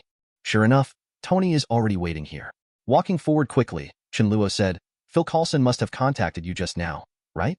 Turning to look at the other party, Chen Luo raised the corner of his mouth and said with a smile, How about it? Otherwise, we can just use this for tonight's competition. Oh. Hearing this, Tony raised his eyebrows and said with great interest, You mean, who can catch Loki first? That's right. Chen Luo nodded. Whoever catches Loki first will win the final victory in this competition. What do you think of this proposal? I'm fine. Tony squinted his eyes in the direction of Chen Luo, his face full of confidence. Chun, just wait and see, this time, I will win. Seeing his confident look, Chen Luo smiled and said, then it's settled. After a pause, as if he thought of something, Chen Luo continued, besides, I won't take advantage of you. This time Loki will be handed over to you first. If you can catch him, I lose, but if you can't solve it, then I lose? Tony continued without thinking. Regarding Loki's situation, Tony also had some knowledge about it from Chen Luo and Phil Coulson, but knowledge was knowledge. With his confidence, he would not believe that his steel battle suit could not match the opponent. But this is not surprising. After all, he is not even convinced by Chen Luo. He has been thinking about using his genius brain to develop a more powerful armor to regain his position. Not to mention that Loki was once defeated by Chen Luo. Then he will have more motivation to defeat the opponent. Hearing Tony's answer, Chen Luo nodded with a smile and said, then let's go. Tony would never refuse. He turned around and walked to the center of the living room, picked up the remote control bracelet on the table, and put it on his wrist. Stepping out of the balcony, Tony immediately jumped off the balcony without saying a word. At the same time, behind Chen Luo, a golden and red armor broke through the restraints, past Chen Luo, and rushed towards the bottom of the building. In just the blink of an eye, the armor caught up with Tony. With bursts of metal sounds, the armor covered his whole body. The chest reactor quickly started operating, and the power system began to activate. Just when he was about to hit the ground, Tony's limbs suddenly erupted with dazzling firelight. Huge amounts of impact force hit the ground, driving his body to float steadily in the air. Boom! Under the powerful propulsion, Tony instantly rose into the sky and then flew forward. Seeing this, Chen Luo did not stop here. With a thought, his body turned into a bloody light, and he quickly followed. Not long after, Chen Luo returned to his original state again, his body floating in the air, motionless. At his feet, Tony, who arrived first, has already started fighting. Chapter 399, Part 1. Just seconds before Chen Luo arrived. As a long trail of flames streaked across the sky, Tony drove the battle suit and finally found his target. The reason why something was discovered so quickly was also related to the situation here. After Loki took the initiative, in just a few moments, the street fell into chaos. Affected by the psychic scepter in his hand, no less than 100 people were kneeling in front of Loki at this moment, with fanatical expressions on their faces, and they kept shouting honorifics like, "See my king." In addition, quite a few people arrested pedestrians from all over the street. "Come here, I want to let him worship together." Fanatic shouts echoed throughout the street, as if some kind of fanatical believers were performing a ceremony. It looked extremely weird. Seeing the scene below, Tony's face darkened. He quickly locked the target, and immediately launched an attack in the direction of Loki without thinking. Although he didn't quite understand the current situation, Tony firmly believed that all of this must have something to do with Loki. So the rest is very simple. As long as Loki, the culprit, is defeated and captured, then presumably these people can return to normal. Boom. After landing quickly on the ground, Tony slowly stood up and walked towards Loki step by step. The reactor in the chest started to operate rapidly, and a dazzling energy wave shot out, hitting Loki. But the moment the two came into contact, Loki's body suddenly turned into a phantom, and his body became illusory, causing the energy wave to instantly penetrate the phantom and shoot toward a building behind Loki. Huge amounts of explosions sounded. Under the bombardment of this energy wave, a big hole was blown out of the building in an instant. Then the energy wave still did not dissipate. It rushed straight to Sky Island with unabated momentum and gradually dissipated into the night sky. Where are the people? Seeing Loki's figure slowly disappearing in front of him, Tony looked stunned and said a little puzzled, "Weak humans, how dare you attack gods? Today, I will give you death." Loki's voice suddenly sounded from behind, and then, a dagger with cold light stretched out from the palm, with a faint dark green light surging on it, and then quickly stabbed forward. Ding! Huh! The smile on Loki's face gradually faded. Looking at the dagger that had only penetrated less than a centimeter and was unable to move forward, a trace of confusion flashed in his eyes. It seemed that he didn't expect that Tony's steel battle suit would be so hard, which caused him to be stunned for a moment, which gave Tony room to react. Without thinking, Tony quickly turned his hands behind him. Light emerged from his palms, and the next moment, two energy waves shot out, blasting in the direction of Loki. This time, Loki finally did not escape and was instantly surrendered. A powerful energy shock swept through his body, as if he was hit by a cannonball. Loki instantly flew backwards, crashing through several walls behind him, leaving human-shaped pits on the wall before he finally stopped. Looking at the ruins not far away, Tony frowned slightly, confused. Is this solved? So easy? As if he couldn't believe that this mythical god could be so weak, Tony immediately flew towards the ruins, wanting to confirm it again. However, before he could get there, the ruins exploded with a bang, and a dark green light shot out from it, illuminating the nearby sky into green. As the light gradually dissipated, and when Tony could see the scene ahead clearly again, he felt a sudden chill in his heart. At this moment, there were hundreds of figures of Loki appearing next to him. They all raised their heads and looked at Tony with a confident smile on his face. What is this? Duplication? Looking at the hundreds of duplications that suddenly appeared below, Tony's face changed slightly, and he suddenly became wary. Human, you have angered me. Now I am going to show you the price of angering the gods.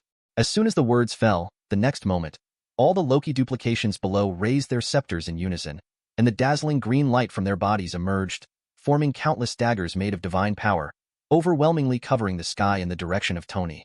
Seeing this scene, Tony's face instantly became extremely solemn, and he did not dare to be careless. The reactor in his chest began to operate rapidly again, and the surging energy gathered in his chest, and then turned into a huge amount of energy beam, sweeping forward and throwing it. The moment the two met, beyond Tony's expectation, the seemingly imposing rain of daggers was completely unable to resist, and was instantly swept across a large area by the energy wave. Before Tony could react, the overwhelming daggers in front of him instantly a large area was cleared, and the momentum of destroying everything just now was completely gone. Please give me flowers. As if he didn't expect it to be so simple, Tony didn't react for a moment, and the remaining daggers instantly penetrated the space and came to him. Seeing this scene, Tony's heart suddenly tightened. He cursed secretly, and subconsciously made protective movements. Now it was too late to dodge in this situation. While Tony was cursing himself for being too careless, he was also secretly praying that his battle suit could successfully defend against these dagger attacks. Ding ding ding. A series of collision sounds were heard. The next moment, under Tony's stunned gaze, the daggers just made a crisp sound when they collided with the battle suit.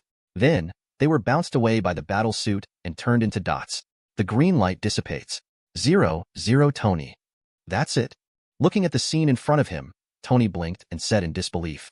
It turned out that he had thought how powerful this legendary god would be, and he did not dare to be careless when fighting with him. He was deeply afraid that the ship would capsize in the gutter, but he did not expect that the opponent's performance was indeed far beyond his expectation, and he couldn't bear it for a moment. I have some doubts. Is this guy really a god? It's not surprising that Tony would have this doubt. If he had faced a demigod like Chen Luo just now, it would not have been so easy to resolve. The reason why Loki is in such a situation is also related to his divine attributes. Has a great relationship. As the god of lies and deceit, there is no doubt that Loki's divine power does not play a big role in combat. What he is good at is more in the auxiliary aspect, so it is not surprising that Tony did not cause any damage. Got it. Although Loki's divine power is not as strong as Chen Luo and Thor in battle, don't forget that in Loki's hands, in addition to the psychic scepter, there is also an artifact passed down from generation to generation by the giants of Jotunheim, Casket of Ancient Winters. With this artifact in hand, even the collaboration between Thor and Chen Luo took a lot of effort, especially for Tony. Just like now, when Tony was a little careless, the next moment, a raging cold current rushed out of the ruins and shot away in the direction of Tony. Chapter 400, Part 1. The temperature in the surrounding air began to decrease at a speed visible to the naked eye, and countless tiny ice crystals emerged out of thin air, falling in clusters from mid-air. Centered on the ruins where Loki was, a thick layer of ice began to spread to the surroundings at a speed visible to the naked eye, but in the blink of an eye, the entire area of 100 meters was covered by ice. Pedestrians around him didn't even have time to react. As the ice spread to their ankles, the next moment, hundreds of humanoid ice sculptures appeared on the spot, motionless. Tony's heart suddenly jumped when he saw it. Almost subconsciously, a dazzling light flashed under Tony's feet. Under the huge amounts of propulsion, his body quickly rose into the air, barely avoiding the cold current that shot out from the ruins. The cold current continued unabated and fell into a high-rise building behind it. In an instant, the cold current broke out and enveloped the entire building. Ice spread at a speed visible to the naked eye. Under Tony's gaze, in just a few breaths of 380, the entire building was covered by ice and turned into a huge amount of ice sculpture. The lights inside shone faintly, giving it a different kind of beauty. But this scene, in Tony's view, made his hair stand up subconsciously, and alarm bells rang in his heart. He turned around and looked in the direction of the ruins, his face becoming visibly solemn. Boom! At the ruins, ice exploded, and soon after, Loki's figure appeared in the center of the ruins, holding a treasure box that shone with blue light in his hand. There was a cold current surging on it. Even if the two were tens of meters apart, Tony couldn't help it. You can feel a deep chill from it. Humanity. He raised his head and looked towards the sky in the direction of Tony. Loki's eyes flashed with light, and his tone was deep. Cherish it. Now is your last moment in this world. Now, let me send you to the kingdom of Hades. As soon as he finished speaking, the ice treasure box in his hand shone brightly, and a dark blue cold current emerged from it, turning into countless ice cones, covering a kilometer range and overwhelmingly heading towards the direction of Tuayong. At the same time, the temperature of the surrounding air dropped rapidly again. Before the attack could approach, Tony was covered by a thin layer of ice. Even the power system seemed to be affected, and his movements were somewhat sluggish. Sir, the battle suit's power system is affected and its performance is reduced by 5%. The voice of JRVIS came. Hearing this, Tony's face changed slightly, and his eyes towards Loki became a little more serious. With the decline of the power system, it has become very difficult to dodge Loki's attack, so Tony simply gave up the idea of dodging and decisively launched an attack forward. Energy began to gather rapidly in the chest and the end of the limbs. In the blink of an eye, dazzling lights emerged from these places, and then converged together to form a dazzling energy beam, which quickly bombarded in the direction of Loki. Under Tony's full force, the energy beam suddenly burst out with unprecedented terrifying and destructive power. As soon as it came into contact with the ice cone, countless ice cones were instantly blasted into tiny ice crystals, unable to fall downwards. The beam of light rushed forward unabated, blasting all the ice picks in front of it into powder, and rushed straight towards Loki. Seeing this, Loki's expression did not change. With a thought, the casket of ancient winters in his hand shone brightly. The next moment, a cold current that was several times more powerful surged out from it, seeming to freeze all the space in front of him. The energy beams collided head-on. The moment the two met, under Tony's shocked gaze, he saw the cold current instantly enveloping his attack. Shockwave, which was originally just an energy form, seemed to have an entity, being frozen in ice at a speed visible to the naked eye. Then the speed continued unabated and spread along the direction of Tony at the end. At the same time, countless icicles appeared out of thin air in the surrounding sky and turned into a rain of icicles, falling in the direction of Tony. Coupled with the influence of this cold current, all his dodge space was filled to the brim, except for hard resistance. There is no other way. After seeing Loki's move, Tony finally fully understood Loki's strength. While he was shocked, he also understood that now he had no chance of defeating the opponent. At this thought, Tony immediately gave up the idea of continuing to resist and shouted to the sky in disbelief. Chen Luo, come and help. Chen Luo. Hearing this name, Loki's eyes flashed and his horns raised slightly. Tony, you guys are so rude. Chen Luo's voice instantly sounded behind Loki, and the blood-colored divine power surged, turning into a blood-colored chain as thick as an adult's arm, and then instantly entangled Loki tightly. At the same time, another bloody light rushed forward, covering the casket of ancient winters in Loki's hand, and then forcibly dragged it out of his hand.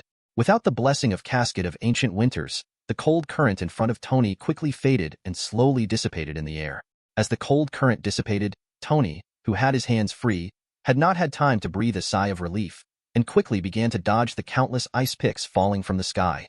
Without the restraint of this cold current, these ice picks would not have much impact on Tony, so Chen Luo just took a look at them and paid no attention to them. Turning to look at Loki in front of him, Chen Luo's eyes stopped for a while on the scepter held in the opponent's hand, and then moved over calmly. Loki, we meet again. Chen Luo. Looking at the familiar face in front of him, Loki's eyes flashed coldly and he sneered, you didn't expect that I would come back. This time, I won't go easily again. Just wait and see. Soon, this planet will truly belong to me. Your new king. That joke sounds good. Chen Luo smiled half-heartedly, slowly stretched out his right hand, held the end of the chain, moved his feet, and instantly rose into the sky. Then I'll wait and see. But now, you'd better come with me. Dragging the other party to Tony's side, Tony's depressed voice sounded when he saw the tightly bound Loki in Chen Luo's hands. Chen, you guy, don't you have any other tricks besides teleportation? Why, are you jealous? Chen Luo asked with a smile. It's not fair. This kind of ability is simply cheating. Tony was helpless, and his tone was even more sour. If you bet again in the future, you must ban the teleportation ability. It's up to you. Chen Luo shrugged, for point 8 looking indifferent. But now, don't forget what you promised me. I know, I'll try it. Tony was stunned and nodded silently. Thinking of the condition that Chen Luo proposed, he had a headache for a while. Okay, now that the matter has been resolved, it's time for us to leave. Tony didn't have any objections to this. After getting in touch with Phil Coulson, the two immediately took Loki with them and flew towards their destination. Soon, Chen Luo and the others arrived at a huge base of S.H.I.E.L.D. After meeting Phil Coulson, The three of them boarded the plane under the leadership of the former and planned to take Loki to the SHIELD headquarters for detention. However, as soon as Chen Luo and the others got on the plane and arrived at the cabin, Chen Luo's eyes fell on the figure who had been waiting inside. Looking at the other party's familiar attire, Chen Luo's heart moved, and he instantly understood the other party's identity. Thanks for watching. You can find the next videos in the playlist linked in the info card or directly on my channel.